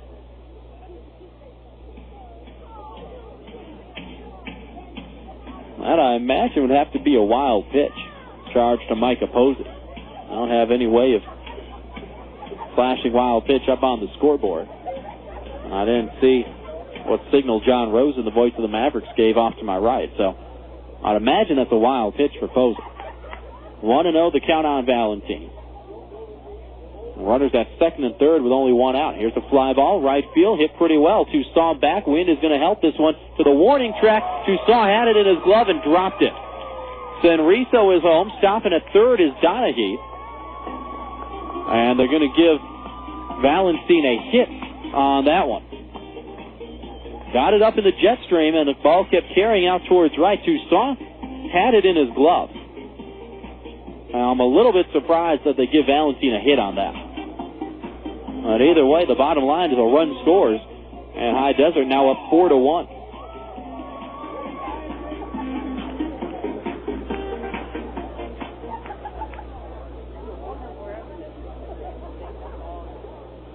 Donahue goes to third. Valentin at second.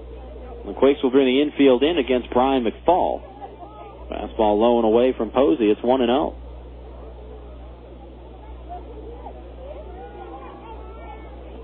Big spot for Posey here in the fourth. 1-0 to McFall. In the air, right center field, and hit a ton. LeBlanc and Toussaint back, looking up, and it is gone.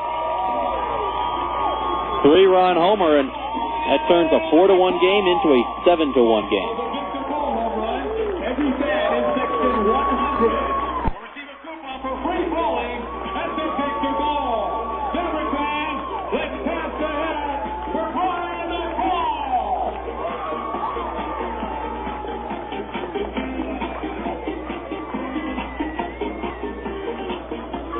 Three-run jack for McFall.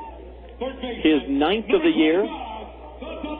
RBIs 29, 30, and 31.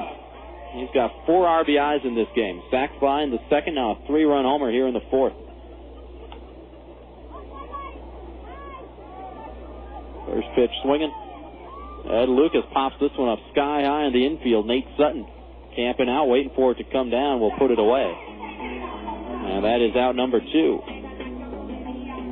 Shortstop, number 12, Irving Falu.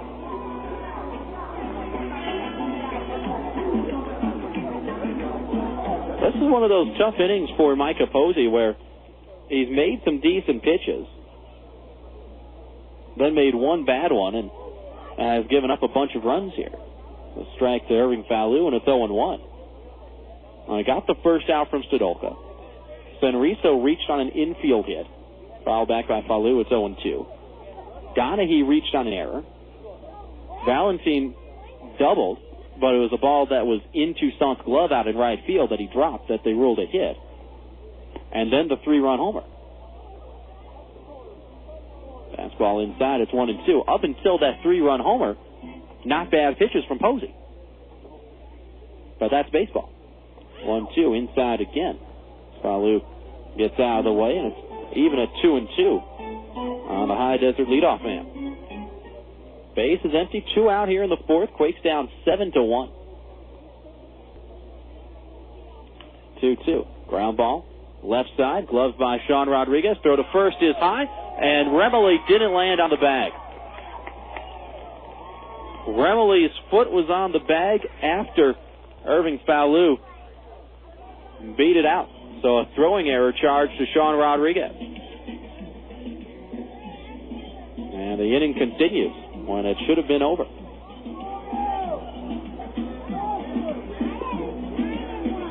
And to be fair to Rodriguez on that one, he did have to rush that throw a little bit as Bobby Mitchell went out to confer with the base umpire Ryan Stockdale and does not put up much of an argument as Perez will stand in from the right side. Toss over to first, and Falu is back. Like I was saying, to be fair to Sean Rodriguez, the ball was not hit overly hard. Would have been better had Sandoval been able to get to it, but it was out of his reach. First pitch to Perez is a strike, and it's 0-1. And so Rodriguez had to field it on the backhand, knew that Falu runs well, and just tried to put a little bit extra on the throw, and as a result, fired it high, and Remily, despite making a leaping catch, couldn't land on the bag in time. Toss over to first, and Falu's back standing up again.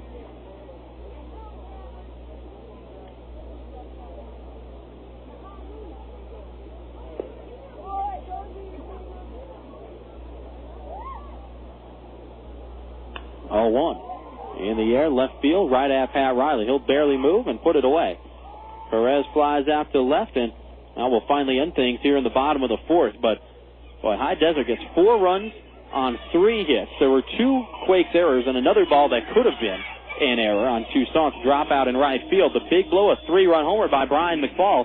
And again, for Posey, making pretty decent pitches on the whole, gives up 4 runs, and High Desert really breaks it open here in the 4th. 4 runs, 3 hits, 2 errors, 1 left. To the 5th we go, and High Desert all of a sudden in front, 7-1. You're listening to Rob Sinclair and Quakes Baseball on AM 1370 KWRM Corona. Great moments in Laughlin history. Jeff from Barstow tries out his new camera phone. Hey, Jeff sending pictures from Laughlin. Looks like you rented a jet ski. Cool. Now he's floating by a pontoon boat. Are there girls on there? Yeah, those are girls. Are they hot? Yeah, and they're really tan. I think he's in a casino now. Are the girls with him? They're blowing on his dice. Nice, he won. Good. He owes me money. They're in a nightclub now. Whoa. Knee-deep in females. Oh, that never happens when we're with him. Hello? Hey, man, you guys should come down here. Hey, baby. Jeff says hello. Uh-huh. I hate Jeff. Laughlin, Nevada. Founded on fun. I don't want to know what that is. For information, call 1-800-4-LAUGHLIN or go to visitlaughlin.com. Today's broadcast is brought to you in part by JP Construction Company, specializing in commercial and retail construction and renovations. But unlike many contractors, JP Construction doesn't just build buildings, they build relationships. JP Construction Company prides itself on its honesty, reliability, and integrity. They're fully licensed and bonded, and no project is too big or small. That's JP Construction Company, an honest and loyal contractor. Find them in your yellow pages.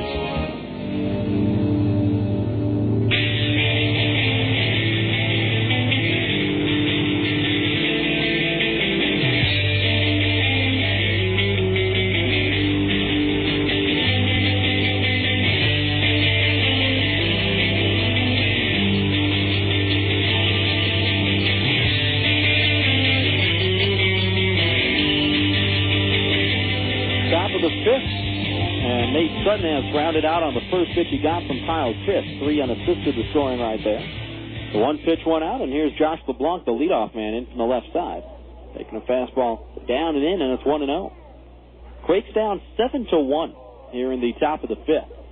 And folks, I'm going to pass along some confidential information. 1-0 on the way. Fastball outside corner. It's even at 1-1. Just talked to John Rosen, the voice of the Mavericks, who's one of the best guys in this league and in baseball that I've run into. This is my 5th year, and I like JR a lot. Outside, it's 2-1. He came in at the end of the 4th inning and said, hey, the ball that Valentine hit out to Toussaint right, he's like, I'm going to talk to Bobby about that after the game.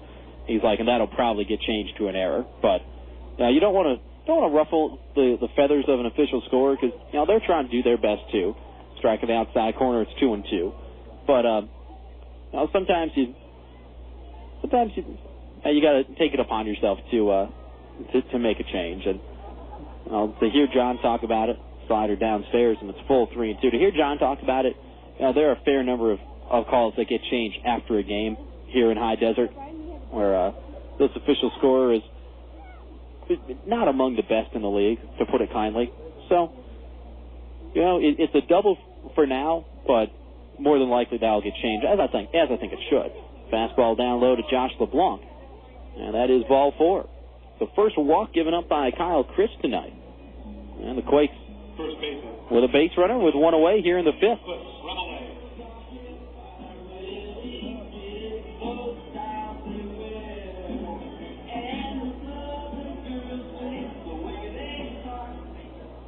So that would make 2 of the runs in the 4th unearned for Micah Posey, if that does get changed like we think it will. 2 would be earned, 2 would be unearned in that 4-run 4th inning for High Desert.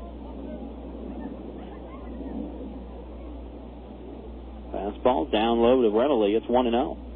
Cliff 0 for 1, put down a sacrifice bunt in the 1st inning and struck out to end the 3rd. And there from the left side, Chris the right-hander with a toss over to first, and LeBlanc dives back in.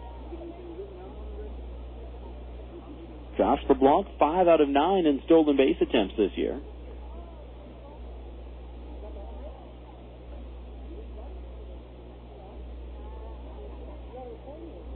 On the ground, slap right to the shortstop Falu to second for 1, and the relay to first bounces past Mike Stadolka.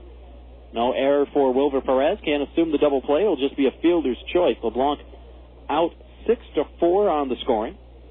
And Cliff Remley now at first base with a fielder's choice, and there are 2 gone. Fans, for all your real estate needs, consider Century 21 Excellence of Rancho Cucamonga. Whether you're buying, selling, or refinancing, call on the company you can trust. Century 21 Excellence of Rancho Cucamonga, partners in our community. Give them a call at 909-373-1768. There's Sandoval in from the left side. Fastball outside from Kyle Christ. It's 1-0. Sandy 0 for 2, grounded out in the first, then hit the ball hard in the fourth, but Geraldo Valentin tracked it down in left on the run. 1-0, fastball, knee high, that's a strike. Even now a 1-1. There is action in the Quakes bullpen. I think that's good old Michel Savard getting warmed up. I didn't know Frenchie was back with us. Knew he was coming back down, but didn't know when that was officially going to happen. Down in the dirt. Blocked by Donahue, and it's 2-1. I think that's Frenchie Samar getting warmed up out there. We should probably add him to the roster, huh? Maybe call minor league baseball, let him know that he's back on our roster. I can do that when this inning ends. Just a quick phone call. And Bobby Mitchell told me he was coming back, just wasn't sure of the day. So one swung on and fouled off by Sandoval, and it's even at 2-2. And I was down on the field for batting practice today, but only the hitters are around the cage. All the pitchers stay out in the outfield and shag balls and then run them back to the infield. So I never saw Michel out there. Fastball down low, and it's gone full on Sandoval, 3-2. Quakes down 7-1 here in the top of the fifth. 1 on with 2 away. Sandoval hitting .294. 3 homers and 18 runs batted in. 3-2. Ground ball yanked into right field. That's a base hit. As Cliff Remley was on the move, he'll go from first to third. And the Quakes now with men on the corners and 2 away here in the top of the fifth. Nice piece of hitting by Freddy Sandoval. They hit that one right behind Cliff Remley. And let's see if Michael Collins can come through. Now down 7-1 here in the top of the fifth. It's not panic time quite yet, but you get a guy to third, and you don't want to leave him there. You can't hit a 6-run homer to tie it, but you could get something into the gaps and maybe score a pair, especially with Sandoval's speed over there at first. First pitch, fastball inside. It's 1-0.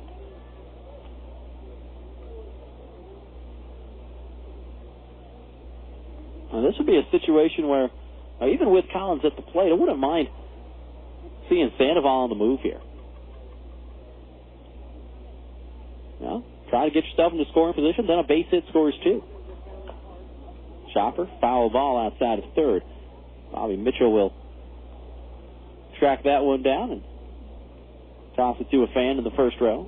And the count 1-1 on Michael Collins.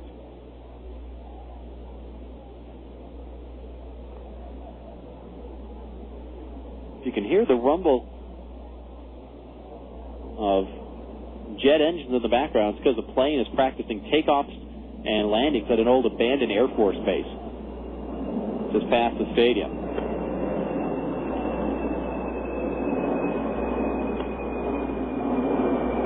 Swing and a miss right there by Collins. It's 1-2. I remember the first night we were here on the first road trip. That plane, because it's the same one that practices takeoffs and landings, came right over our heads. And we didn't see it coming. It's not like it came from center field and came towards us. It came over our heads behind us.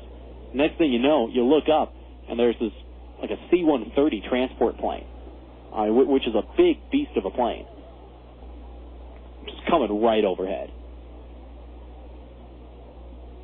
That was something else.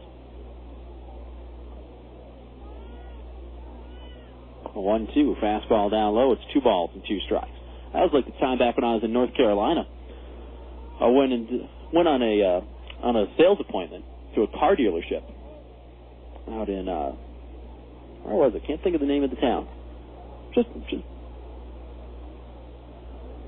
that'll come to me later. But anyway, I went on a sales appointment to see this car dealer. 2-2 in the air, shallow right center. Senriso ranging over, and he'll make the fall. McFall fell down out there in right center, but Senriso made the catch, and that's the final out here in the top of the fifth. McFall and Senriso almost ran into each other out there, but Senriso, the center fielder, makes the play, and that's it for the Quakes here in the top of the fifth. Quakes in the fifth. No runs on a hit, no errors, and they strand runners on the corners. We're halfway through. To the bottom of the fifth we go. High Desert leading the Quakes 7-1.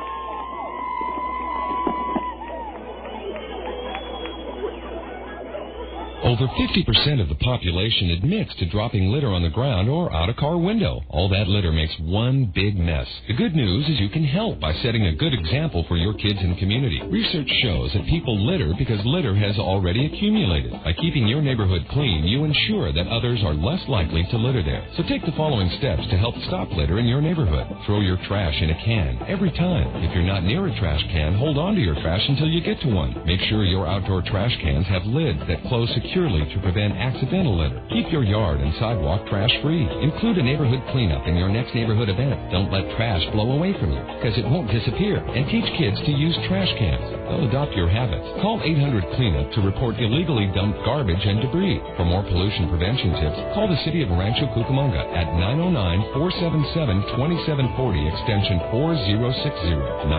909-477-2740 extension 4060. Teamwork. It's important on the field and off. When it comes to engineering services, more people are teaming up with Bonaldo Engineering. They feature a full spectrum of structural, consulting, engineering, and design build services. Whether it's commercial, industrial, or residential, go with a winning team. Bonaldo Engineering. For information or a consultation, call 944-9992 or stop by their office at 9480 Utica Avenue, Suite 607. Bonaldo Engineering, a proud sponsor of Quakes Baseball.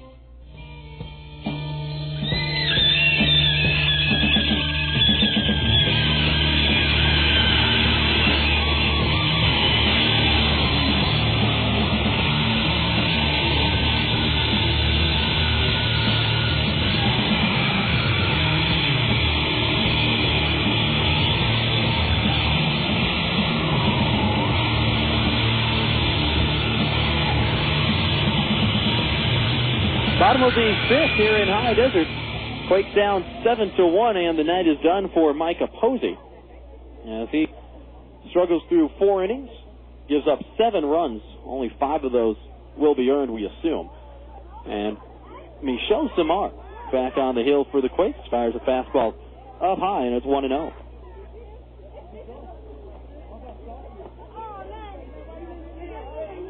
Well, there's a fastball swung on and missed by Rusty Brown, and it's even at 1-1. Brown, Stodolka, and Senriso, 3, 4, and 5 for the Mavericks here in the bottom of the fifth.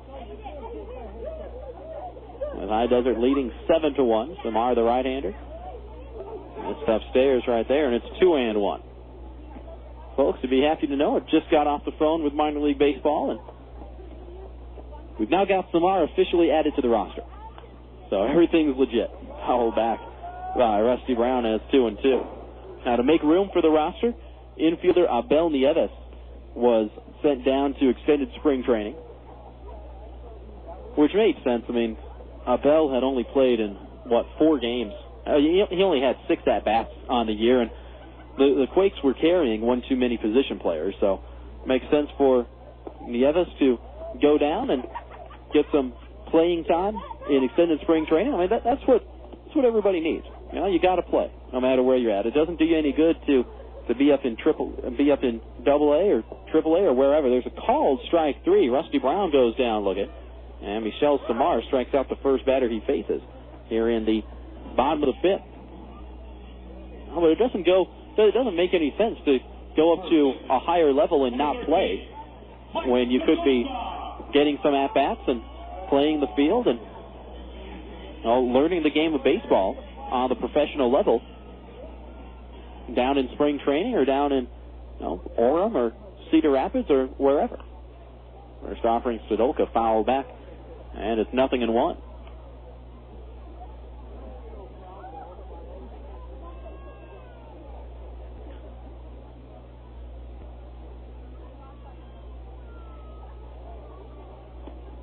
Fastball inside from Michel Samar. And the count even up at 1-1.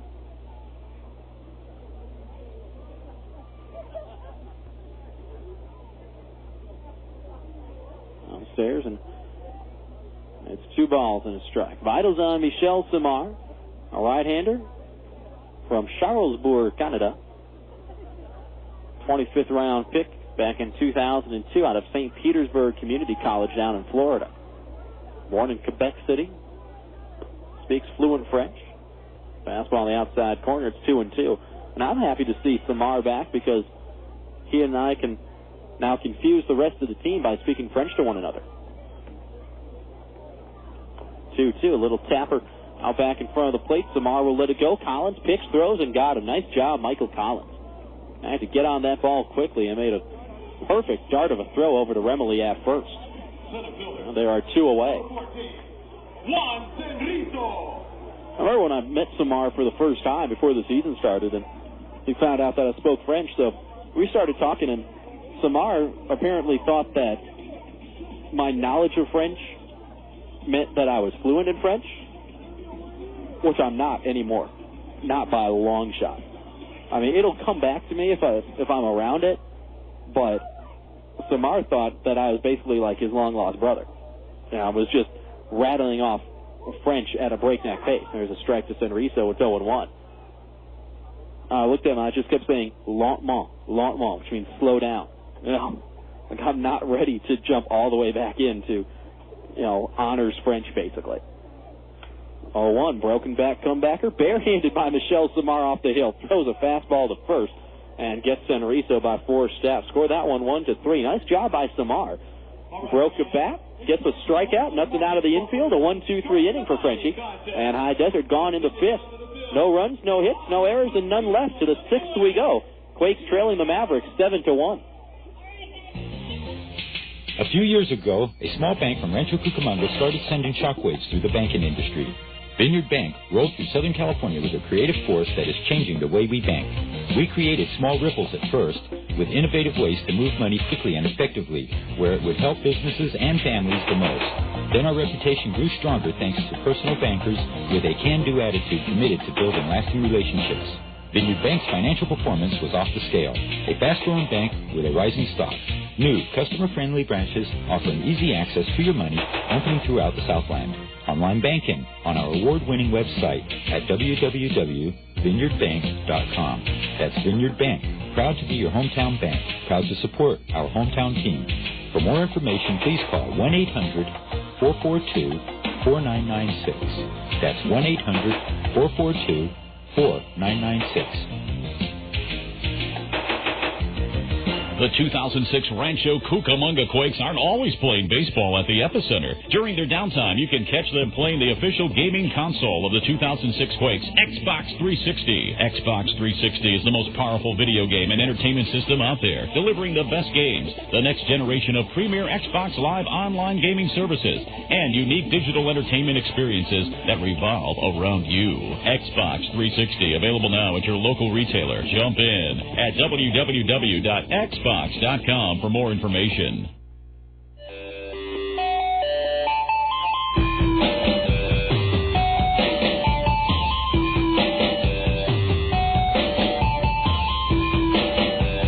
Top of the 6th, and the Quakes down 7-1. Fans, my name is Rob Sinclair. Thank you so much for spending a little bit of your Tuesday night with us here on the Quakes Radio Network, along with my partner in crime, Mark Fiore, producer and director, doing his usual great job.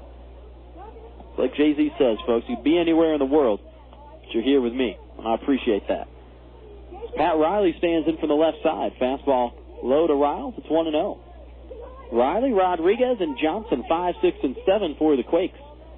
Here in the top of the 6th, the Quakes down by 6.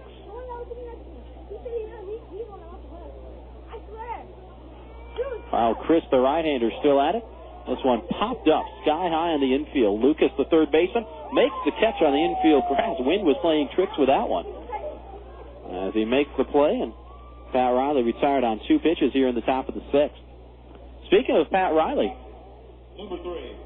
things not looking good for Riley's counterpart, the Miami Heat coach, as the Dallas Mavericks went on a big run, erased a 9-point halftime deficit, outscored Miami by 18 points in the third quarter, and now it's the Mavericks up 77-68 on the Miami Heat going into the fourth quarter. in Game 3 of the NBA Finals. Fastball strike to Rodriguez. It's 0-1. So if Dallas wins, it'll be a 3-0 lead for the Mavericks. 0-1, down and away. And it's even at a ball and a strike.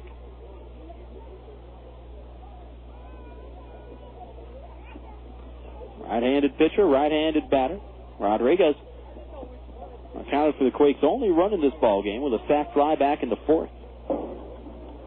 That cut the deficit to 3-1, but High Desert scored 4 in the bottom of the fourth and stayed 7-1 ever since. This one fouled off, and it's 1-2.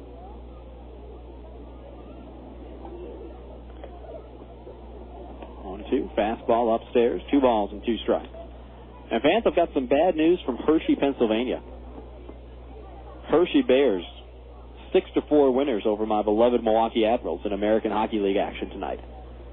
Which means the Bears now have a 3-2 lead in the best-of-7 series. Fastball low from Christ, and it's full 3-2. But the good news is the series shifts back to the Bradley Center in Milwaukee for Game 6 and hopefully Game 7. Hopefully the Admirals can pull it off. Bouncing ball foul outside of third, and it's still 3-2 on Sean Rodriguez. Admirals trying to win the Calder Cup for the second time in 3 years as the top affiliate for the Nashville Predators. Chris from the windup, 3-2. Fastball called, strike 3.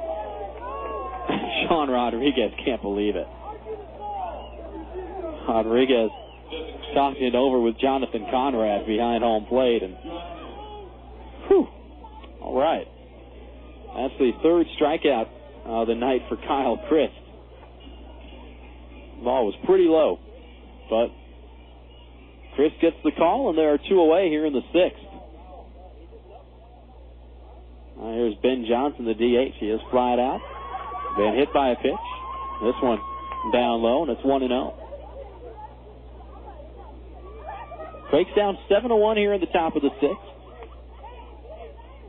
Johnson hitting .248, 5 homers, 25 RBIs. 1-0, swung on and missed, and it is 1-1. Fans, want to remind you that Quakes Baseball is brought to you in part by Round Table Pizza of Rancho Cucamonga. Bring in your Quakes ticket stub and get yourself a large one-topping pizza for just $10.99 plus tax. Visit Round Table Pizza at 7201 Archibald Avenue, or call them at 980-8040 for delivery. Chris misses down low again, and it is 2 balls and a strike.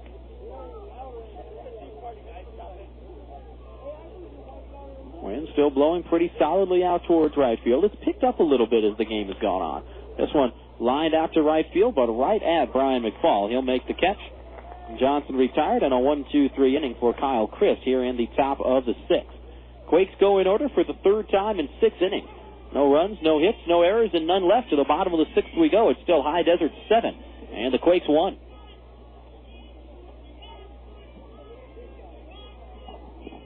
Faucets leaking, termites feasting, fishing tackle, paints and spackle, tubs, jacuzzis, tapes and movies, everything from A to Z.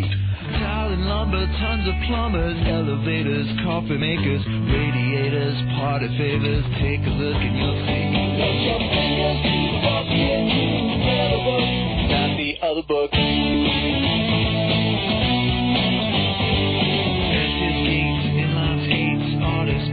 Florists, grocers, water coolers, bakers, jewelers, everything from A to Z. Duct tape, landscape, sit-down mowers, dentists, false teeth, uppers, lowers, wholesale, retail, bomb mail, white whale. Take a look and you'll see. Let your fingers walk into the book. Let your fingers walk into the book, not the other book. To place your ad at people's fingertips, call 1-800-YB-YELLOW. Yellow Book, not the other book.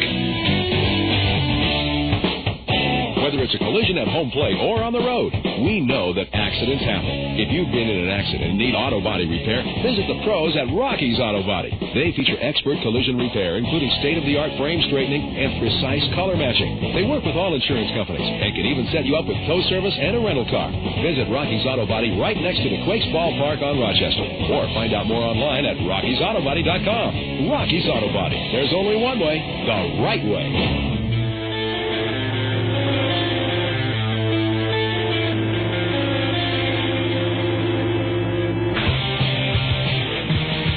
Back here at Maverick Stadium in Rancho, bottom of the 6th inning, Quakes trailing 7-1. As Michelle Samar, fresh off of a 1-2-3 inning in the 5th, will work to the 6, 7, and 8 hitters here in the 6th, starting with Adam Donahue. First pitch swing, a little pop fly into right field. This will carry out for Drew Toussaint. He'll put it away. 1 pitch, 1 out for Samar here in the bottom of the 6th. So Donahue gone on 1 pitch, and here's Geraldo Valentin, the left fielder. Fans, want to remind you that Quakes Baseball is brought to you in part by our good friends at Esther Tacos in Upland. Serving authentic Mexican food 7 days a week, Esther's features tacos, burritos, quesadillas, and fajitas. Fastball low to Valentin. It's 1-0. You can visit Esther Tacos at the corner of Foothill and Grove in Upland, in the Red Hill Shopping Center. This one in the air, right field. Back on it, Drew Toussaint. He'll make the catch on the warning track. Valentin gave that one a ride, but he's retired. 3 pitches and 2 outs for Samar here in the 6th. Again, Esther Tacos in the Red Hill Shopping Center in Upland, corner of Foothill and Grove. Or call them at 946-8111 for catering information. And while you're over at Esther Tacos, make sure you're entered to win free Quakes tickets. As Brian McFall is in from the right side now. Big night for McFall. Sac fly in the 2nd and then the backbreaker in the 4th. A 3-run homer. That turned a 4-1 game into a 7-1 game. And that's where we stand here in the 6th. Takes the pitch down low from Samar. It's 1-0. Right-hander against right-hander. Swung on and fouled back against the screen. It's 1-1. Went over to Esther's for a late lunch today. Saw Mama Gladys.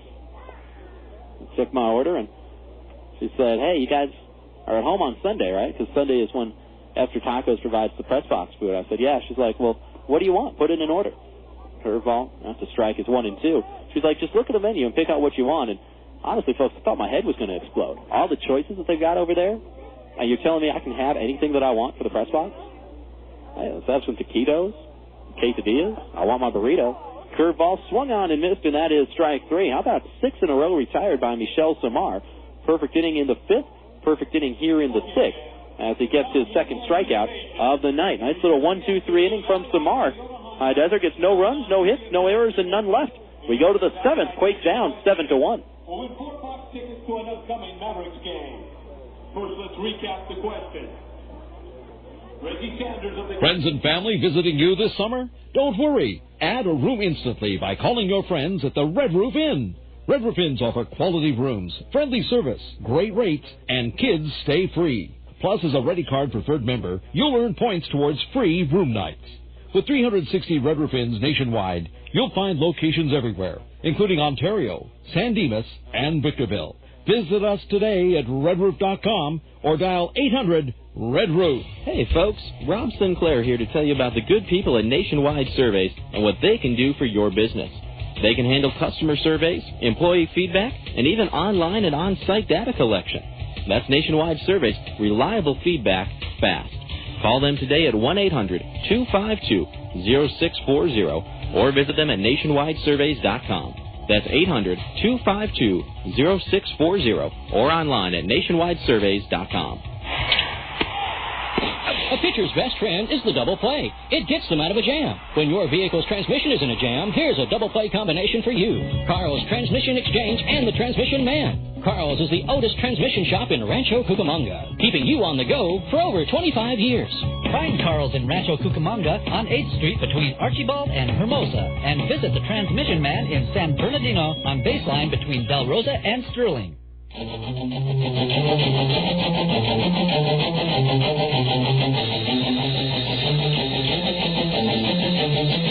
Top of the 7th, Quakes down 7-1 as Ruchi Saw will lead it off. He'll be followed by Nate Sun. And turn the page, go back to the top of the order with Josh LeBlanc. 8-9-1 for the Quakes here in the top of the 7th. Q's trailing 7-1 to the High Desert Mavericks. Toussaint's 0 for 2. First pitch, fastball inside. It's 1-0. Kyle Chris, the starter, still out there. His longest outing of the year came against the Quakes a couple of starts ago, and he went 7 1/3. Working into the 7th here. Swung on and driven into right center field. Get out ball. Sliding it tipped by McFall. Did not make the catch. And that'll be a base hit to right for Drew Toussaint. Nice effort by Brian McFall. And he kind of hedged his bet with that slide.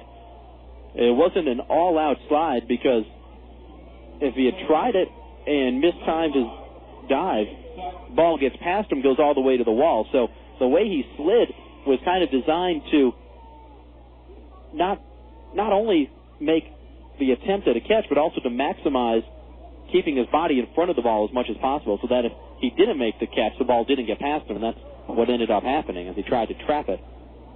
And here's Sutton fouling off the first pitch. It's 0-1. So leadoff man aboard for the Quakes. It's only the second time tonight that has happened. LeBlanc had a leadoff single all the way back in the first to start this game.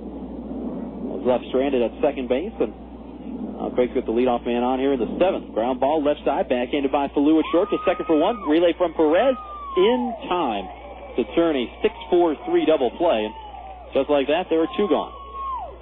So Toussaint erased on the twin killing. And it goes 6-4-3. Falu to Perez to Stodolka. And the bases are empty for Josh LeBlanc. Fans, for all your real estate needs, consider Century 21 Excellence of Rancho Cucamonga. Whether you're buying, selling, or refinancing, call on the company you can trust. Century 21 Excellence of Rancho Cucamonga, partners in our community. You can call at 909-373-1768. Josh LeBlanc, first pitch swing. It sounded like a broken bat and a soft liner caught by Perez out at second base. LeBlanc gone, and despite the leadoff single, it's still a 1-2-3 inning for Kyle Chris here in the top of the seventh, thanks to that double play. Chris throws only 5 pitches here in the seventh as well. No runs to hit, no errors, and none left for the Quakes.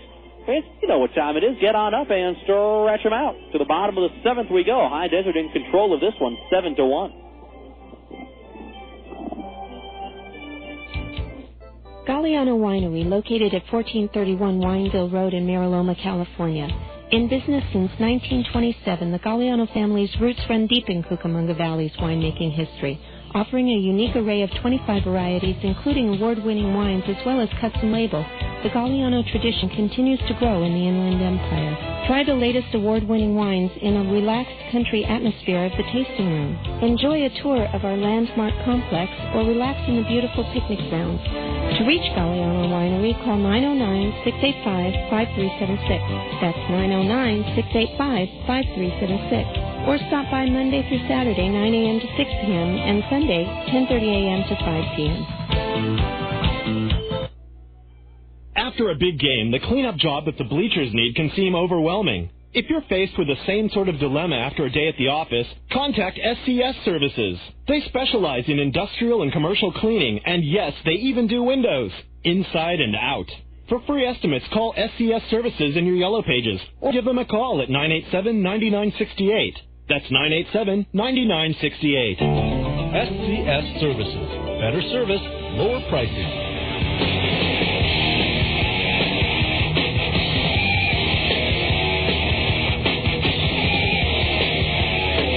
It's the bottom of the seventh here in Adelanto. Quakes down 7-1, and Michel Samar will begin his third inning of relief work.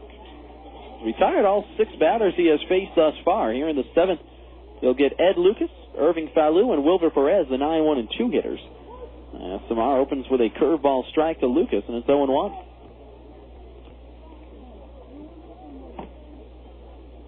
Right-hander against right-hander.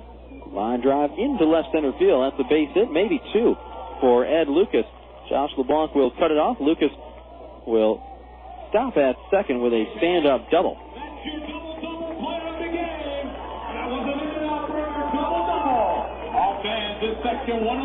And the leadoff man into scoring position for the Mavericks here in the bottom of the seventh. It'll bring to the plate, shortstop, number 12, Irving Falu. So Lucas aboard. Here's Falu, the leadoff man.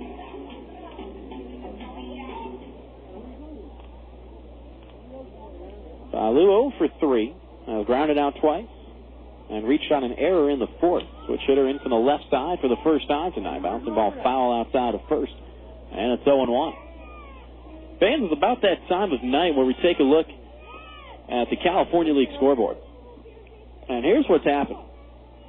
Inland Empire got a run in the first. San Jose committed a couple of errors. in that first inning.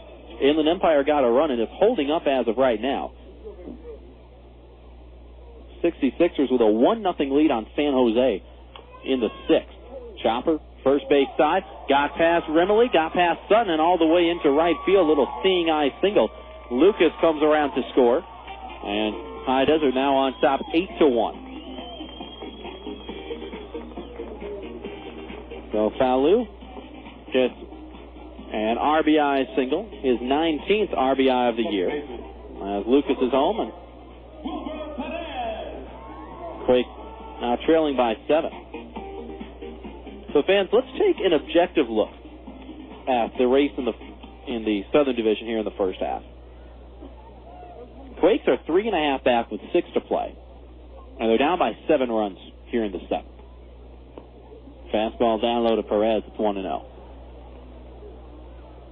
It would take, I don't want to use the word miracle, because try to reserve that word for things that actually are miracles, like life. Diving stop by Rodriguez, throws it away into right field, trying to get the lead runner. That should be a hit for Wilber Perez. I'm not sure if you've got to give an error to Rodriguez on the throw. You do, because I guess you do, because you got to account for that runner going to third. But that's a tough play for Sean Rodriguez. Tough error for Rodriguez to take. It'll be a hit and an error, an infield hit for Wilber Perez.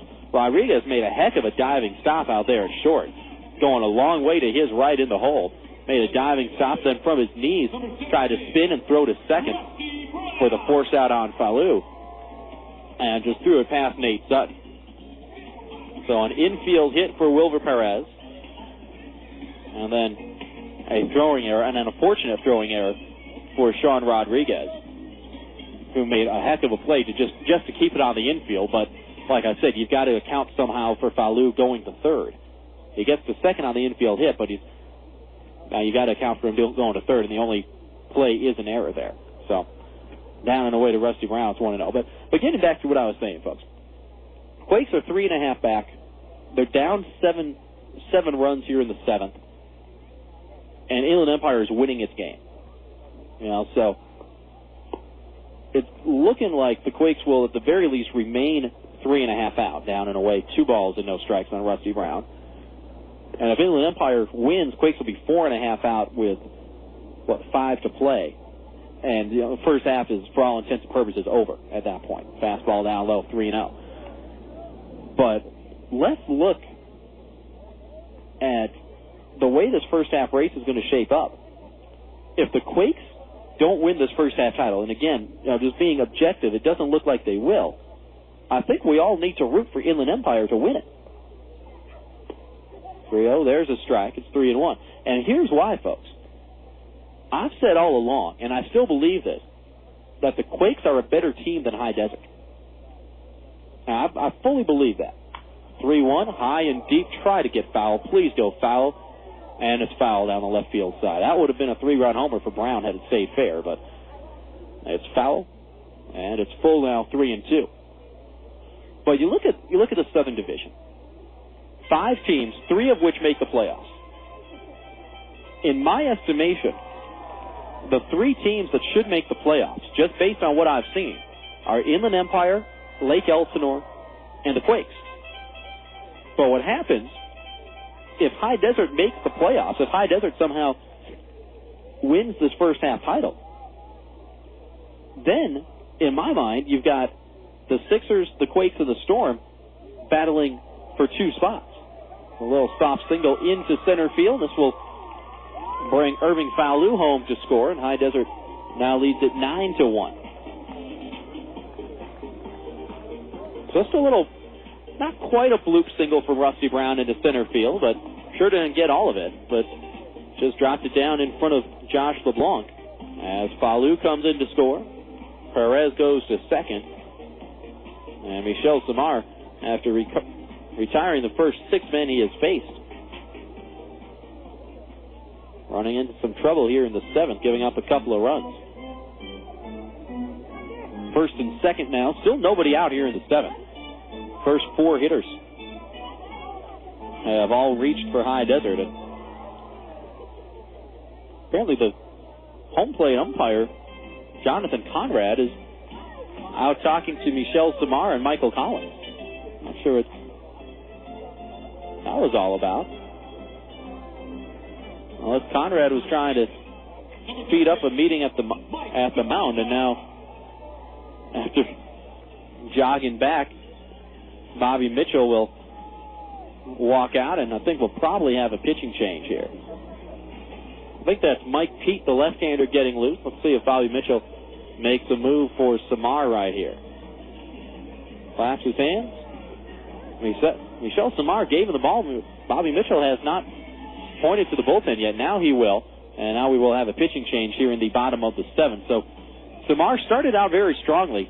Worked 2 perfect innings in the 5th and 6th. Gives up a couple of runs here in the 7th and is responsible for the 2 base runners that the left-hander Mike Pete will inherit. We'll go ahead and step aside for 60 seconds. Come back, verify that it is Mike Pete, and tell you all about him. Quakes down 9-1 here in the bottom of the 7th. You're listening to the Quakes Radio Network. When you're looking for a contractor, you want to work with a professional. Around here, the place to call is Summit Construction. They're the residential and commercial contractor where quality construction is guaranteed. They specialize in all areas of residential construction. They build top quality homes, do room additions, and even can build you a custom swimming pool or spa. With 25 years of experience, they do it all. For a free quote, call 909-821-2840 or see them online at summitpools.net. Summit Construction, where quality is guaranteed. Pioneer Radio and Sports would like to thank the following businesses who are committed to customer service. This Quakes broadcast is brought to you in part by Summit Construction, quality concrete construction guaranteed. By Shelton's Poultry, celebrating over 80 years of being a proud American business. By Pit Stop Embroidery, Pit Stop for quality embroidery services. And by Accent Computer Solutions Incorporated. We can handle it.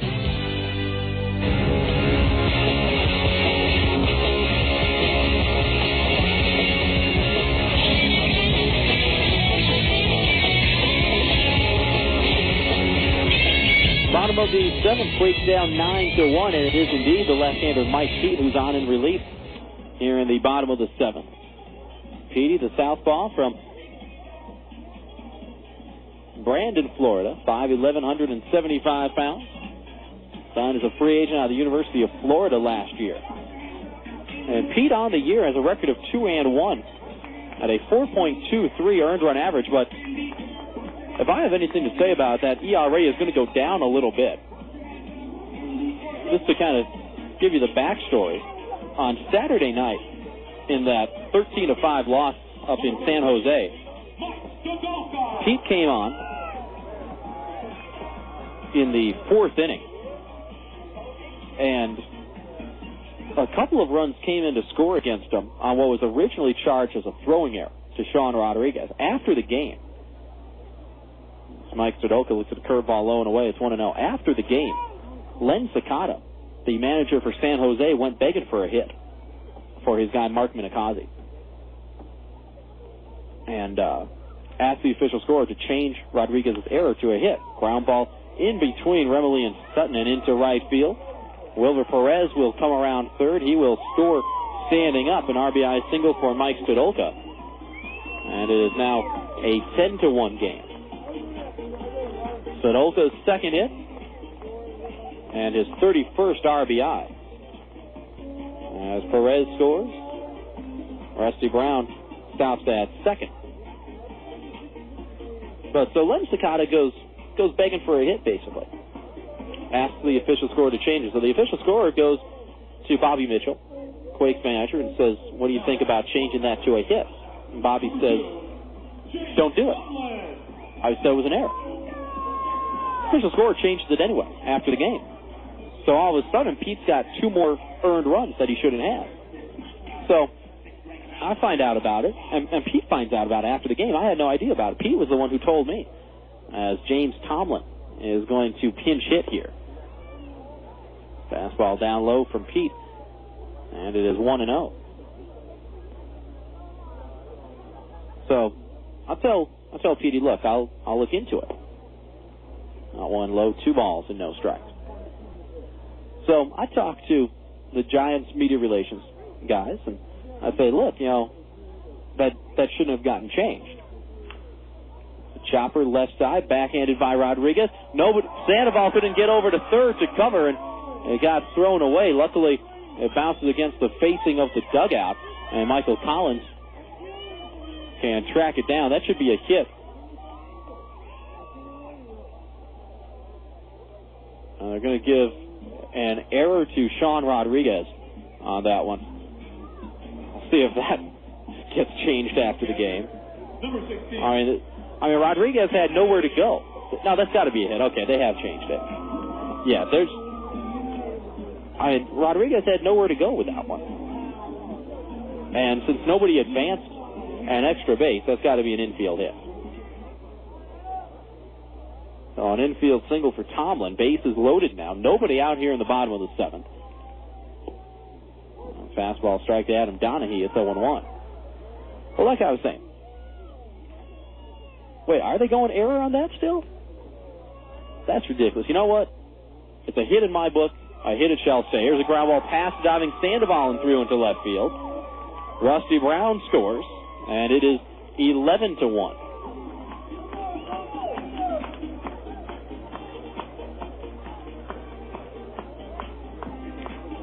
Donahue with his second RBI. Brown scores. Stodolka goes to third. Tomlin goes to second. And things just falling apart for the Quakes here in the seventh.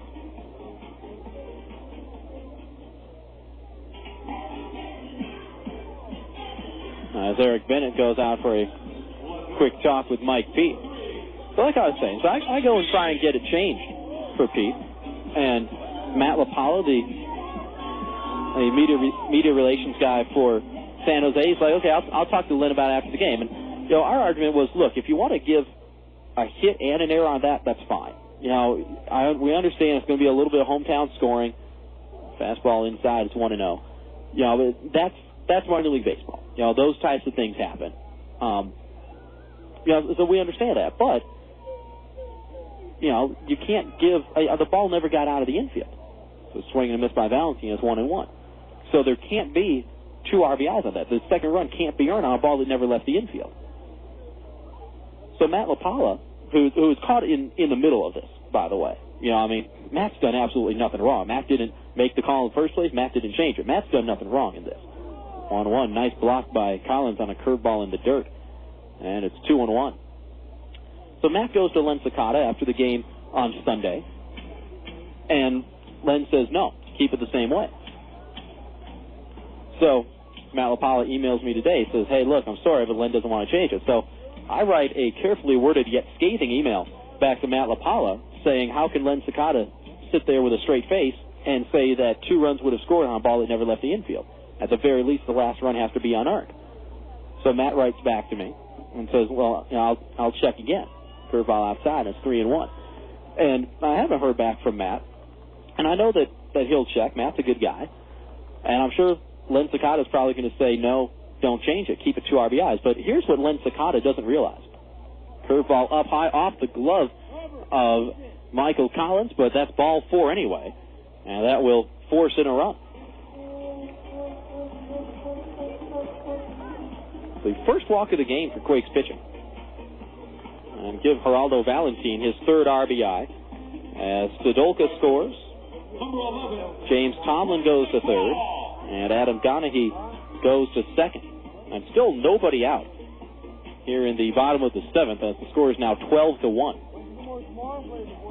But here's what Len Sakata fails to realize. I will go and tattle all the way to the minor league baseball offices about that one being changed. Ground ball right to Rodriguez at short, flips to Sutton for 1, on to first in time. They turn 2 off the bat of Brian McFall. 6-4-3 the scoring as Tomlin comes in to score. No RBI for McFall. And High Desert on top now 13-1.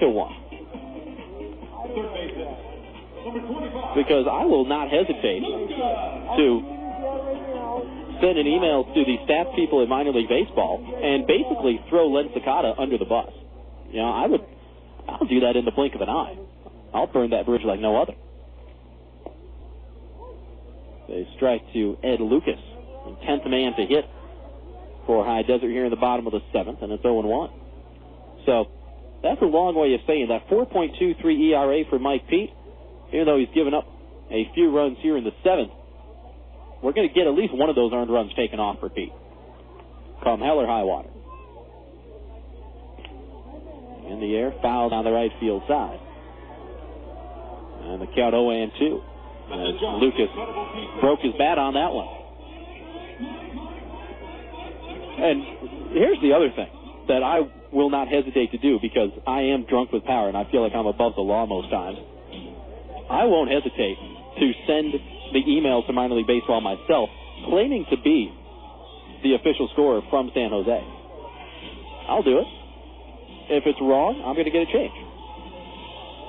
And poor Mark Minikazi, the guy who hit the ball in question, is going to wake up one morning and have one RBI less than what he had the night before. But that's just the way I roll. Ground ball rolled to Rodriguez at short. Long throw. Not in time. It was in the dirt, and Remily couldn't hold it. As Donahue comes in to score, and let's see, are they going to go error? They are going to go error. All right. We'll see if that gets changed after the game. Who knows? Shortstop, number 12, Irving Falu. Let's see, Donahue scored. What is it now? 14-1. I'm losing track of stuff, folks.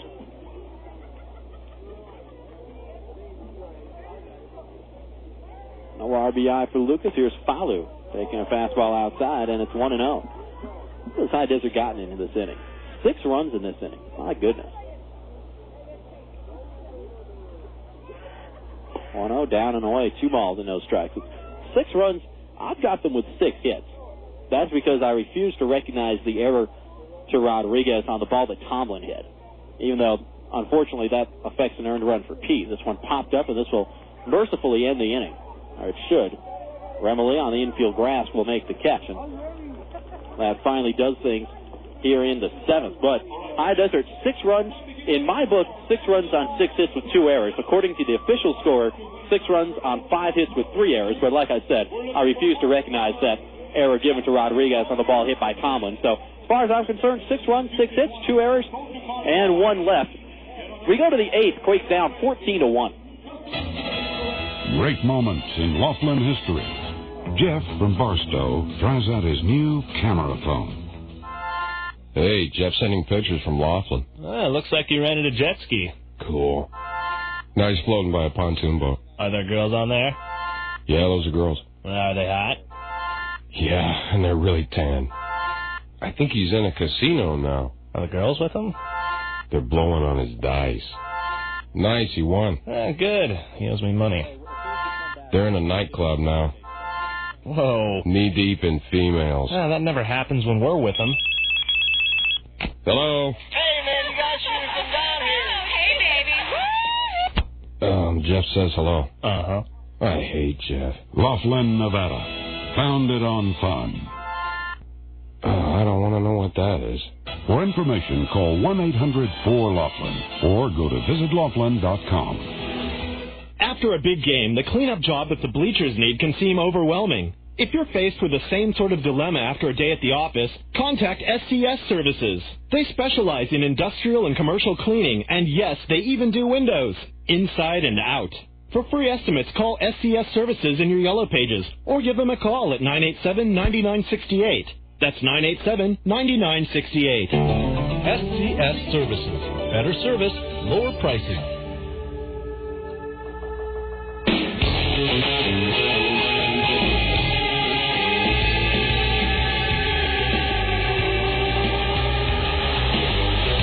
Top of the 8th, Quakes down 14-1, and we're at the top of the 8 o'clock hour. Top of the 9 o'clock hour. Let's step aside for station identification. You're listening to the Quakes Radio Network.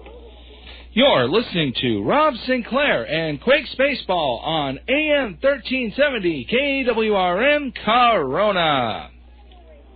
Cliff Remily in for the left side. That's a fastball strike from the new right-hander Ricky Rodriguez, and it's 0-1. Remily, Sandoval, and Collins 2, 3, and 4 for the Quakes here in the top of the 8th. 1 from Rodriguez. Down low, and it's a ball and a strike. Apparently, Ricky Rodriguez was in Myrtle Beach last year. I was out in my league. I have absolutely no recollection of him. But don't argue with what the roster says. Fastball. Inside corner, it's 1-2 on Reno. Carlos Rodriguez acquired in a trade with the Atlanta Braves. All right. Rodriguez, new right-hander, 6 feet tall, 170 pounds from Caracas, Venezuela. There's a curveball swung on and missed, and that is strike 3. Remily down swinging on 4 pitches. And that's out number 1 here in the top of the 8th. Close the book on on Kyle Christ. Billy Buckner was 2 nights ago, or last night, I should say. Kyle Christ tonight, 7 innings, gives up a run on 5 hits, 1 walk, and 3 strikeouts. Fastball up high. And it's 1-0 on Sandoval.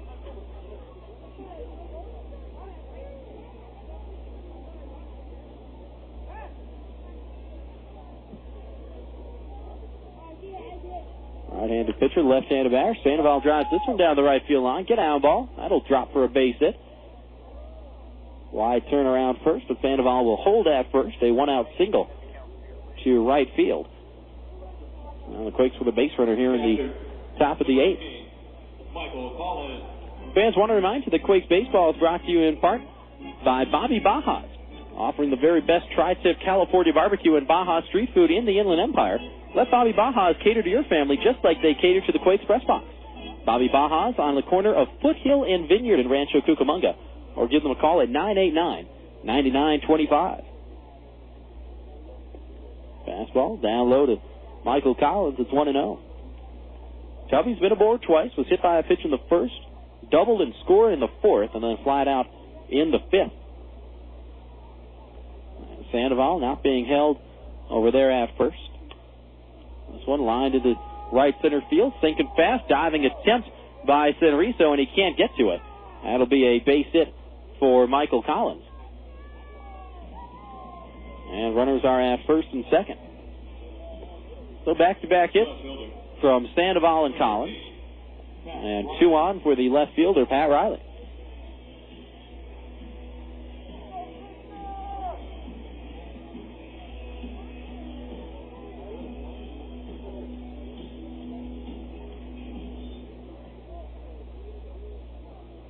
Riley in from the left side.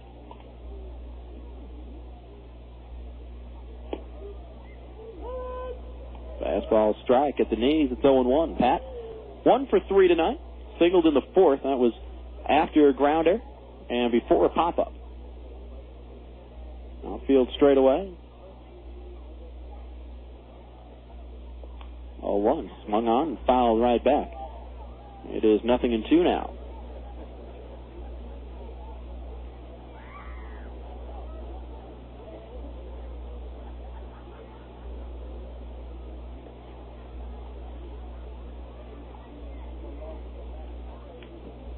Wind still blowing out towards right. Down and in, blocked by Adam Donahue, the catcher. And the count is 1-2.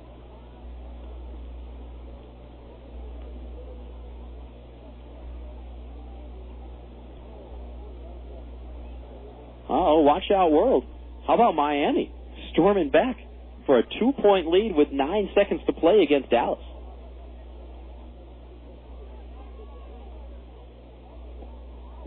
Curveball upstairs. And it is even now, 2 balls and 2 strikes. Quakes down 14-1 here in the top of the 8th. Got out of hand in a hurry. This one high, deep, and well fouled down the right field line.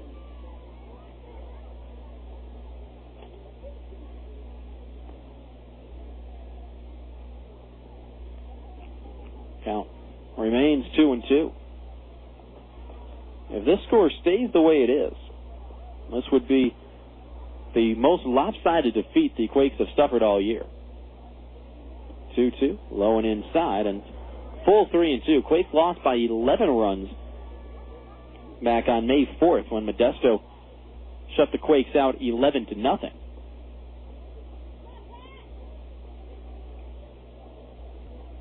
Now the deficit is 13 here in the 8th. Down and in, and that's ball 4. So Pat Riley walks, and that will load the bases with one out. Freddy Sandoval goes to third, and Michael Collins goes to second. Let's see what Sean Rodriguez can do.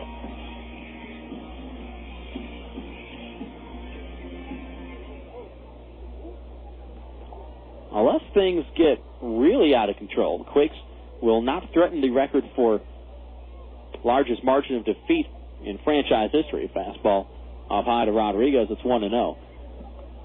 Largest margin of defeat in franchise history would be 20.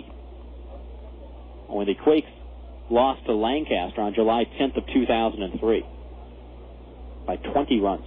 Yikes. This one popped up. Infield fly rule should be in effect, and it is. It's going to make that catch. The shortstop, Falu, was calling for it, but, of course, on the infield fly rule, Rodriguez was out automatically. So even if that ball had been dropped, Rodriguez would still have been out. They put the infield fly rule in effect because they don't want infielders dropping a ball on purpose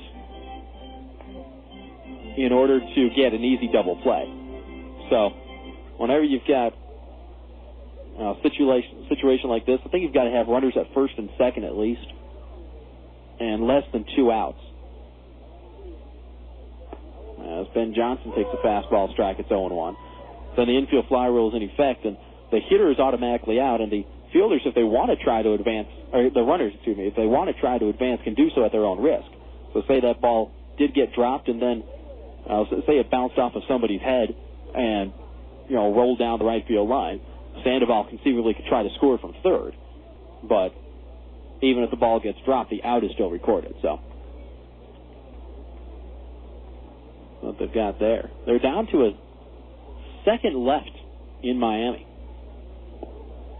And the Heat with a 98-96 lead. There's a strike to Ben Johnson, and it's 0-2. Get the old ESPN GameCast up and running on that one. See if the Heat can hit their free throws. Dwayne Wade, former Marquette Golden Eagle. My bad. 42 points. As Johnson fouls this one, we'll get into the seats off to our left. It's still 0-2.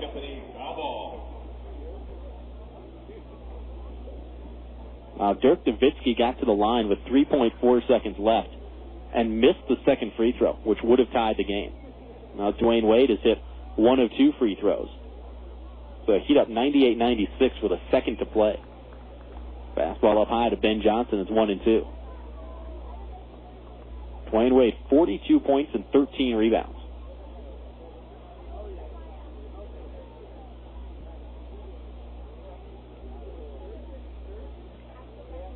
Ben Johnson calls time and steps out. Quakes down 14-1 here in the top of the 8th.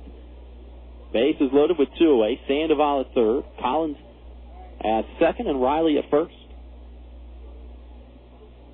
Marky Rodriguez on for his first inning of relief. There's a fastball and a called strike 3 on the outside corner. And Ben Johnson, unimpressed with that call, will speak his mind to Jonathan Conrad, the home plate umpire, who now has the mask off. And Ben Johnson keeping up the fight as he backpedals towards the first base dugout. The Mavericks, thank you. And Ben, your generous donation and pass the hat. So Rodriguez strikes out a couple, works around 2 singles and a walk, and the Quakes leave them loaded here in the 8th. No runs, 2 hits, no errors, and the Quakes leave the bases loaded. To the bottom of the 8th we go. It's High Desert 14 and Rancho Cucamonga 1. Hey fans, Rob Sinclair here reminding you that any night is a great night to enjoy Quakes baseball. Our Monday Madness promotion gets you 2 tickets, 2 hot dogs, 2 sodas, and 2 popcorns for just $12. Come out for Weenie Wednesdays and enjoy delicious Farmer John hot dogs for just $1. And every Thursday, quench your thirst with $1 beers and sodas on Dave & Buster's Thirsty Thursday. To order Quakes tickets in person, stop by the Epicenter from 10 to 5 Monday through Friday and 10 to 2 on Saturday. You can also order by phone by calling 909-481-5252 or buy tickets online at rcquakes.com. There you are working diligently on your computer when all of a sudden there's nothing. All that time and work gone. Yes, computer failure. Most of us have experienced it before. Luckily, the pros at PC Fix are here to help. We know computer problems can hurt the efficiency of your business or frustrate you at home. That's why we take great pride in saving data. We offer prompt certified service at a low flat rate. From repairs and upgrades to internet security, find us in your yellow pages. PC Fix. Don't worry, we can save your data. We fix what they can. There are day games. In baseball, there are day games, night games, and even the occasional twilight doubleheader. But you'll never see a first thing in the morning game. That's because mornings are for Farmer John. Whether it's delicious hardwood smoked bacon, savory sausage, or juicy ham steaks, they're all made fresh right here in the Southland. There's even Farmer John quick serve bacon and sausage. It's ready in seconds. So share your afternoons and evenings with the Quakes. But mornings are for you and Farmer John. Get fresh. Get Farmer John.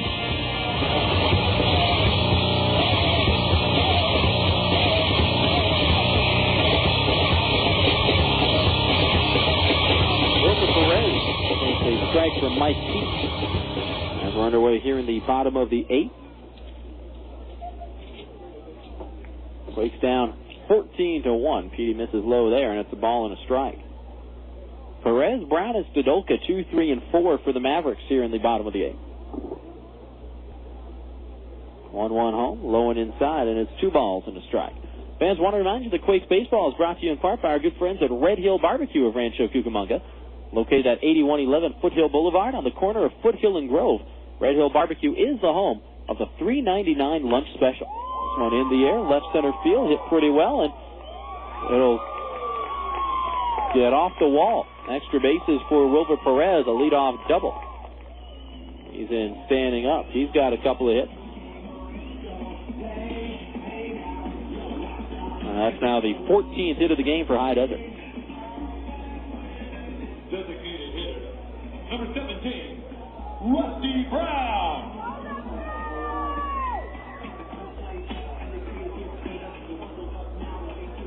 Again, Red Hill Barbecue, the home of the $3.99 lunch special. Call them at 920-0558 for catering information. Or visit Red Hill Barbecue from 11 to 9 Monday through Thursday and 11 to 10 Friday and Saturday. Here's a ground ball to Rodriguez at short. Picks, throws, got him. For that one, 6-3. Rusty Brown retired. And Perez stays put at second. First baseman, number 13, Mike Cucamonga. That ball game has gone final down in Miami. Miami Heat were up 9 points at halftime. They were down 9 after 3 quarters and end up beating Dallas 98-96 as Dwayne Wade goes off for 42 and 13 boards. Fastball inside of Mike Stodolka. It's 1-0.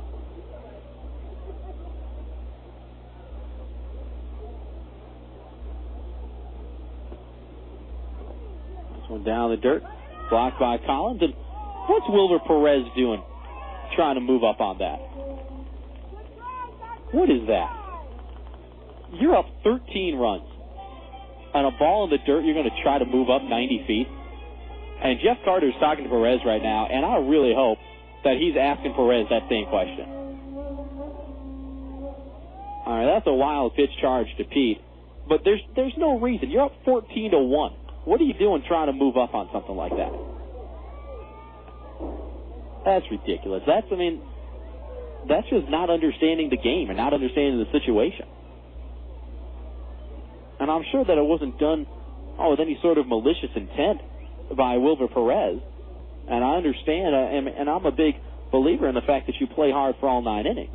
Curveball down low, and it's 3-1. But I mean, there's a point where you call off the dogs, and at 14-1 in the bottom of the 8th inning, I'd say you've reached that point. If you haven't reached it now, I don't know when you do reach it. 2-1. That one, 3-1 was up high, and that's ball 4. As Stodolka walks, and runners around the corners.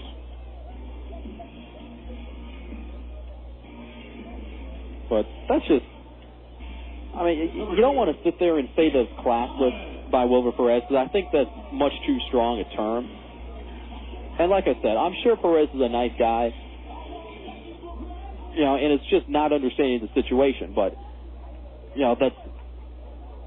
that's not what you do. I mean, it's not done. Baseball, it doesn't work like that. And I'm all for, going out there and busting your butt for 9 innings. And I think that's important, but You don't move up on a play like that. There's no reason to do that. As Tomlin takes the fastball down low, it's 1-0. Elsewhere in the California League, Inland Empire is now up 2-0 on San Jose. Fastball down low, and it's 2 balls and no strikes. Lake Elsinore is leading Visalia 4-3. Lancaster on top of Modesto 5-2. And Bakersfield doubling up Stockton 2-1. There's a strike. And it is 2-1 on James Tomlin. And like we were talking about earlier, folks, with the Quakes basically out of the race for the first half tie, I know nothing mathematically has occurred yet. This one foul down the first base line is 2-2. I know mathematically nothing is over. But the Quakes essentially are not going to win the first half title now. Like I said, I think we've got to root for Inland Empire to win it. Because if Inland Empire wins it, then it leaves, to my mind, the last 2 playoff spots. The second half title and the wild card. That one's up high and it's full now, 3-2. At least those last 2 playoff spots for the Quakes and the Lake Elsinore Storm. So I think I think those 2 clubs plus Inland Empire are the 3 best teams in the Southern Division. Curveball swung on and missed, and that is strike 3. Nice pitch there from Mike Pete as he strikes out James Tomlin. First strikeout for Mike Pete, and there are 2 gone here in the 8th. But should something crazy happen, and should High Desert win the first half title, then all of a sudden you've still got to deal with Inland Empire and Lake Elsinore and the Quakes, and the math doesn't add up because you're talking about 3 teams going for the final 2 playoff spots. Now, and you can't officially count Lancaster out either. As Donahue tried to check his swing, and it's 0-1. 1 around. Because Lancaster is playing a lot better. I mean, Lancaster started out something ridiculous like 2-10. I mean, they were awful to start the year. This one in the air, shallow left field, racing in Riley. He will make can't make the slide and catch on the run. Drop the ball, and a single will score Wilbur Perez to make it 15-1. Nice effort by Pat Riley out there in left, but just couldn't get to that sinking fly ball off the bat of Adam Donahue.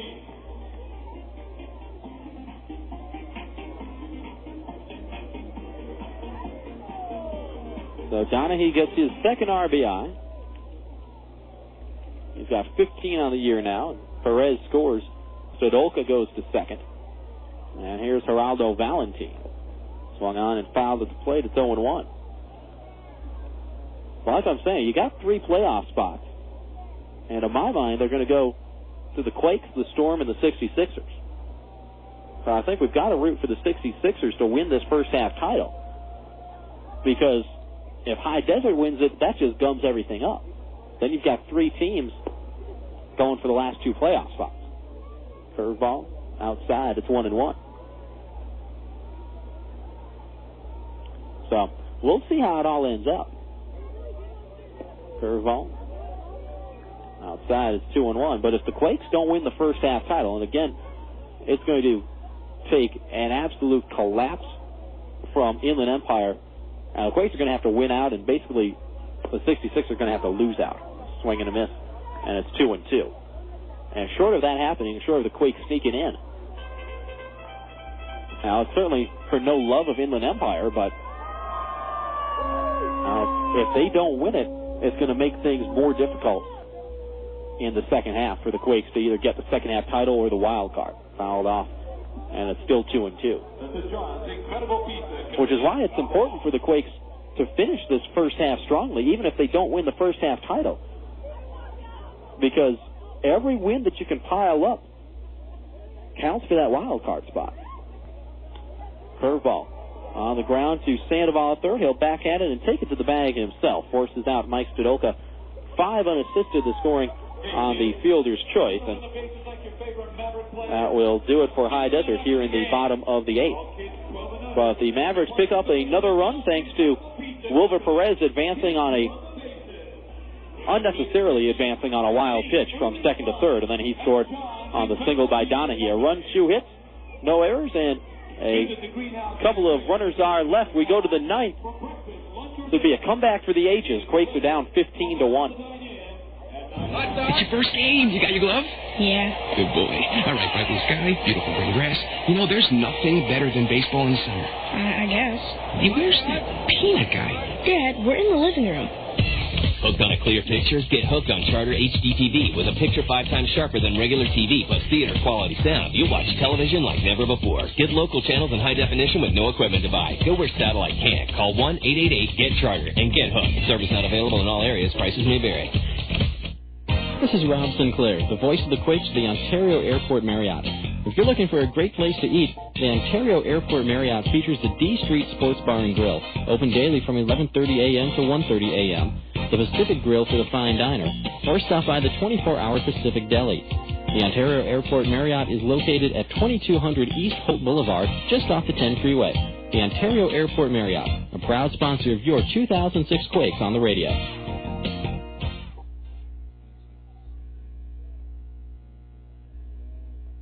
In baseball, it's good to have a player that can do it all. The same is true in business. If you're searching for business telephone systems, voice data cabling, and network services, Accent Computer Solutions Incorporated is the player who can do it all for you. Accent Computer Solutions has been providing state-of-the-art technology to businesses since 1987. They even offer 24-hour service. So call 481-4368 and put Team Accent to work for you. You can also log on to teamaccent.com. Accent Computer Solutions Incorporated. We can handle it.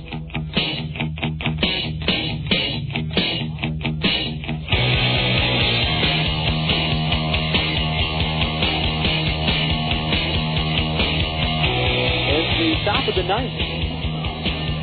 And the Quakes are down 15-1 here in the top of the ninth. Drew Toussaint will lead things off. Takes a fastball low from Ricky Rodriguez. It's 1-0. Toussaint, Sutton, and LeBlanc 8-9-1. Due up for the Quakes here in the ninth. Ricky Rodriguez in his second inning of relief. This is high there. And it is 2-0.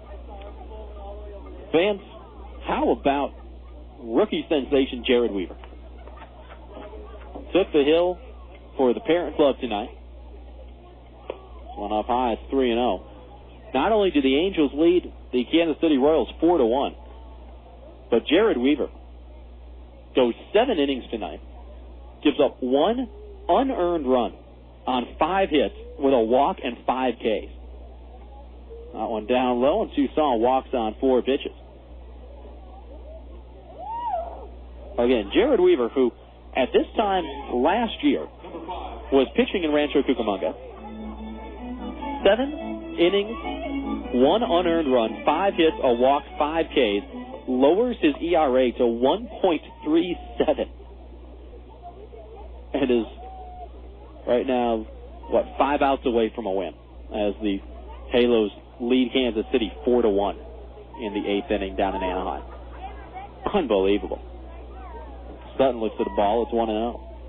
Sutton in for the left side. He's over 3, grounded out all 3 times, including a double play his last time up in the 7th. Fastball, there's a strike. And it's even a 1-1. What about some other big league scores? Have to get to the Major League Scoreboard page for that to work. Still on the NBA scores. Here we go. 1-1. Ground ball. Right to Falu at short to Perez for 1. And on to first, 6-4-3 for the second time for Nate Sutton. Falu to Perez to Stadolka. And now the Quakes down to their final out here in the top of the ninth, trailing 15-1. Big league scores. We've only got 1 out to play with, so let's hit the big ones. Kenny Rogers got career win number 199 as Detroit defeats Tampa Bay 7-1. Rogers now 9-3 this season. LeBlanc first pitch swing and fouled it back against the screen. It's 0-1. Fighting Brewers got a win 6-4 as Milwaukee hands Cincinnati its 5th straight loss. Doug Davis the winner. Beat Bronson Arroyo. Falls to 8-3. Arroyo's been having a great season. Down low, it's 1-1 on Josh LeBlanc. Prince Fielder went yard for the Brewers. All 3 like Oakland. Shut out Seattle either 2-0 or 3-0. Line score's not adding up with the total, but Oakland did win that ball game. 2-1 the count now. Minnesota got 4 runs in the bottom of the 12th to beat Boston 5-2. Jason Kubel, the rookie, hit a grand slam to win it. Down low, 3 balls and a strike on the block. Roy Halladay tossed a complete game 6-hitter as Toronto beats Baltimore 7-1. Yankees shut out Cleveland 1-0. Chin Mang Wang gets the win there. Strikes on the block, and it's full 3-2. Quakes down to their final strike. St. Louis doubled up Pittsburgh behind 13 strikeouts from Chris Carpenter. 2-1 the final at PNC Park. The Mets over Philadelphia 9-7. Down low, and Josh LeBlanc draws a 2-out walk from Ricky Rodriguez. What else do we have here? Colorado blows out Washington 9-2. Josh Paul, former Pirate, gets the win for the Rockies. The White Sox beat Texas 5-2. Paul Konerko with a 3-run homer for the difference in that one. Florida defeats Atlanta with a line drive and a base hit into right field for Cliff Remily. His first hit. Josh LeBlanc will go from first to third. And the Quakes have runners on the corners here in the top of the ninth.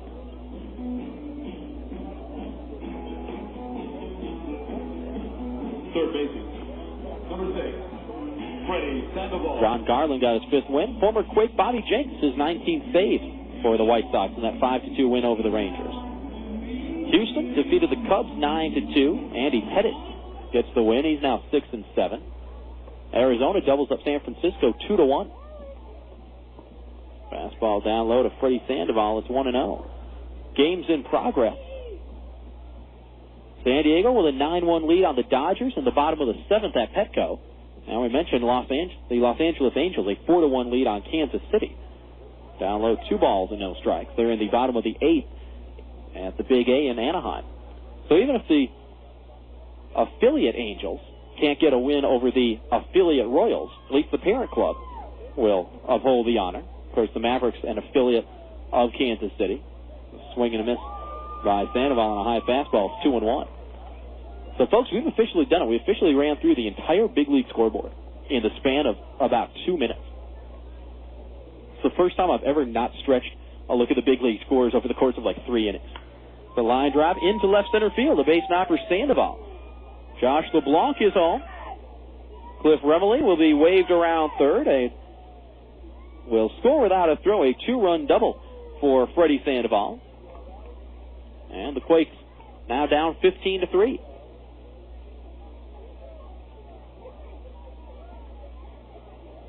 So Freddy Sandoval collects his 3rd hit. Nice night for Freddy. He gets his 12th double, and RBIs 19 and 20 on the year.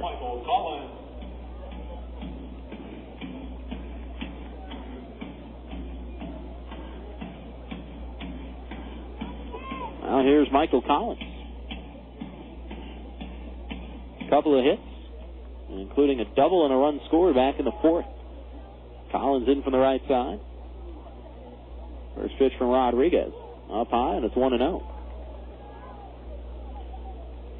Game 3 tomorrow in this 4-game series. 7:05 start. Quakes will send the right-hander, Amalio Diaz, to the hill, and he'll be looking for his 3rd straight win. There's a ground ball to third. Ed Lucas bobbles it, and all hands are safe. That'll be an error on Lucas. As Collins reaches base for the 4th time tonight. And that keeps the ball game going for Pat Riley with runners on the corners.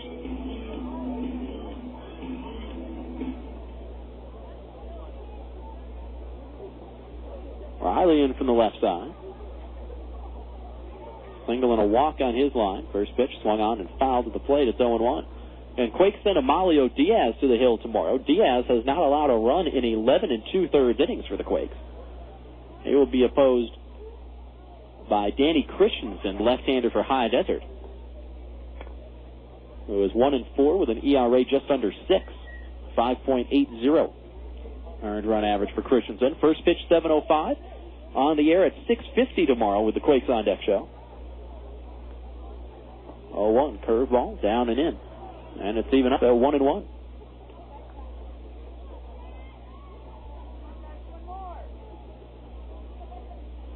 Quakes down 15-3. They're in the top of the ninth. On foul back by Riley. And it's 1-2, and the Quakes down to their final strike once again. So again, first pitch tomorrow, 7:05. We'll get things rolling at 6:50 with the on-deck show.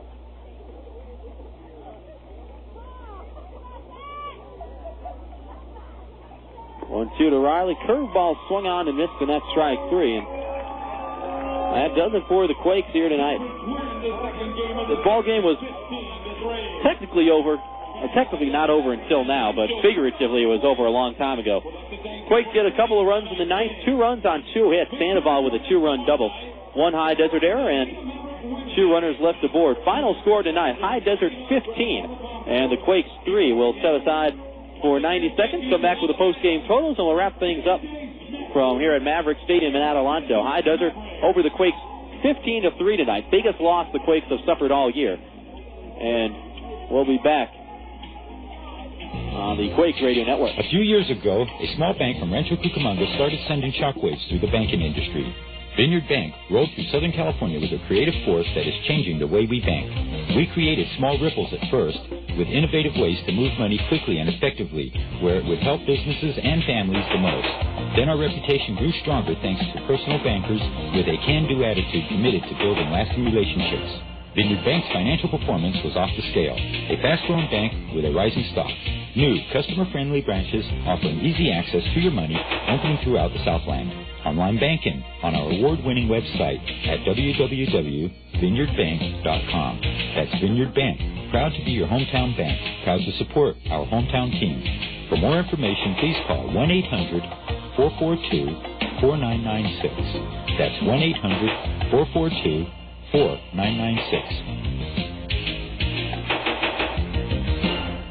Hey folks, Rob Sinclair here to tell you about the good people at Nationwide Surveys and what they can do for your business. They can handle customer surveys, employee feedback, and even online and on-site data collection. That's Nationwide Surveys, reliable feedback, fast. Call them today at 1-800-252-0640 or visit them at nationwidesurveys.com. That's 800-252-0640 or online at nationwidesurveys.com.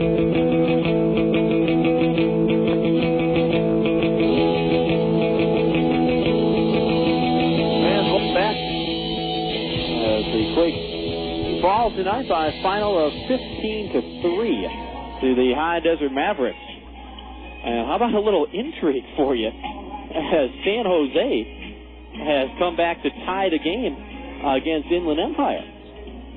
The Inland Empire 66ers were up 2-0 in the 8th, and San Jose got 2 runs in the bottom of the 8th to tie it up. So the Giants 2 and the 66ers 2. In a ball game that has big implications up in San Jose, as the High Desert Mavericks, with a win and an Inland Empire loss, would be just a game and a half behind Inland Empire. Well, the victory tonight, Mavericks improved to 34-31. They win it with 15 runs on 15 hits. They committed 1 error. They left 4 men on base, one of them in scoring position. Now, fans, again, if you check the box score in the newspaper tomorrow, you'll see High Desert with 15 runs on 14 hits. That's because the Quakes were awarded an error that I refuse to recognize, because it's absolutely positively not an error. And sometimes you just have to be drunk with power and say, you know what, I refuse to recognize what the official scorer says. I'm going to go OFP and put it down as a hit in my book, and that's what it'll stand. So officially, the Quakes committed 5 errors, and High Desert had 14 hits. Realistically, though, folks, High Desert had 15 hits and Quakes committed 4 errors. Either way, it was ugly. High Desert, 15 runs, 15 hits. Rancho falls to 32-33. Second time this season that the Quakes have been under 500. 3 runs on 9 hits for the Quakes. They left 4 men on base, and for the second straight night, they left 11 men aboard, with 6 of them in scoring position. The winner tonight for High Desert was the starter, Kyle Christ. With the win, improves to 2-1 on the year. Chris goes 7 innings, gives up a run on 5 hits with a walk and 3 strikeouts. Micah Posey takes the loss. He falls to 2-7 with the defeat. Officially, as of right now, Posey goes 4 innings, gives up 7 runs, 6 of them earned. One of those will get changed to an unearned run on a ball that should have been ruled an error on Drew Toussaint out in right field. So Posey, when he wakes up tomorrow, will have given up 5 earned runs in 4 innings, 7 runs total, 6 hits, no walks for Posey. That's a good sign, and 1 strikeout. And as you might expect in a 12-run game, there was no save in this one. So again, High Desert gets the victory. Mavericks now 34-31, 15 runs, 15 hits, 1 error, and 4 left. On the opposite side, Rancho Cucamonga down to 32-33, 3 runs, 9 hits, 4 errors, and 11 left. On the personal side of things, Kyle Christ is the winner. He's now 2-1. Micah Posey takes the loss. He is 2-7, and there was no save in this one. Fans, let's take a look at what is coming up tomorrow. Quakes and High Desert will battle each other in Game 3 of this 4-game series. Rancho Cucamonga sends the right-hander Amalio Diaz to the hill. Diaz 2-0 and has not allowed a run in 11 2/3 innings this year. He's thrown the ball great. Desert lefty Danny Christensen, who is 1-4 with a 5.80 earned run average. First pitch set for 7:05 tomorrow. Will be on the air at 6:50 with the Quakes on Deck show. Again, the pitching matchups: Amalio Diaz, the right-hander for the Quakes, and and Danny Christensen, the left-hander for the Mavericks. First pitch 7:05 on the air at 6:50 with the Quakes on Deck show. Well, fans, that's the story from here at High Desert, where the Mavericks just upend the Quakes by a final count of 15-3 here tonight. For everyone who has been a part of this one, especially tonight's producer and director, the old captive audience of Mark Fiore. My name is Rob Sinclair, wishing all of you a very pleasant good evening, and reminding you that Quakes Baseball is a presentation of the Rancho Cucamonga Quakes and the Quakes Radio Network. Again, the final score here tonight, High Desert 15, Rancho Cucamonga 3. We'll try to get them tomorrow, folks. You've been listening to the Quakes Radio Network.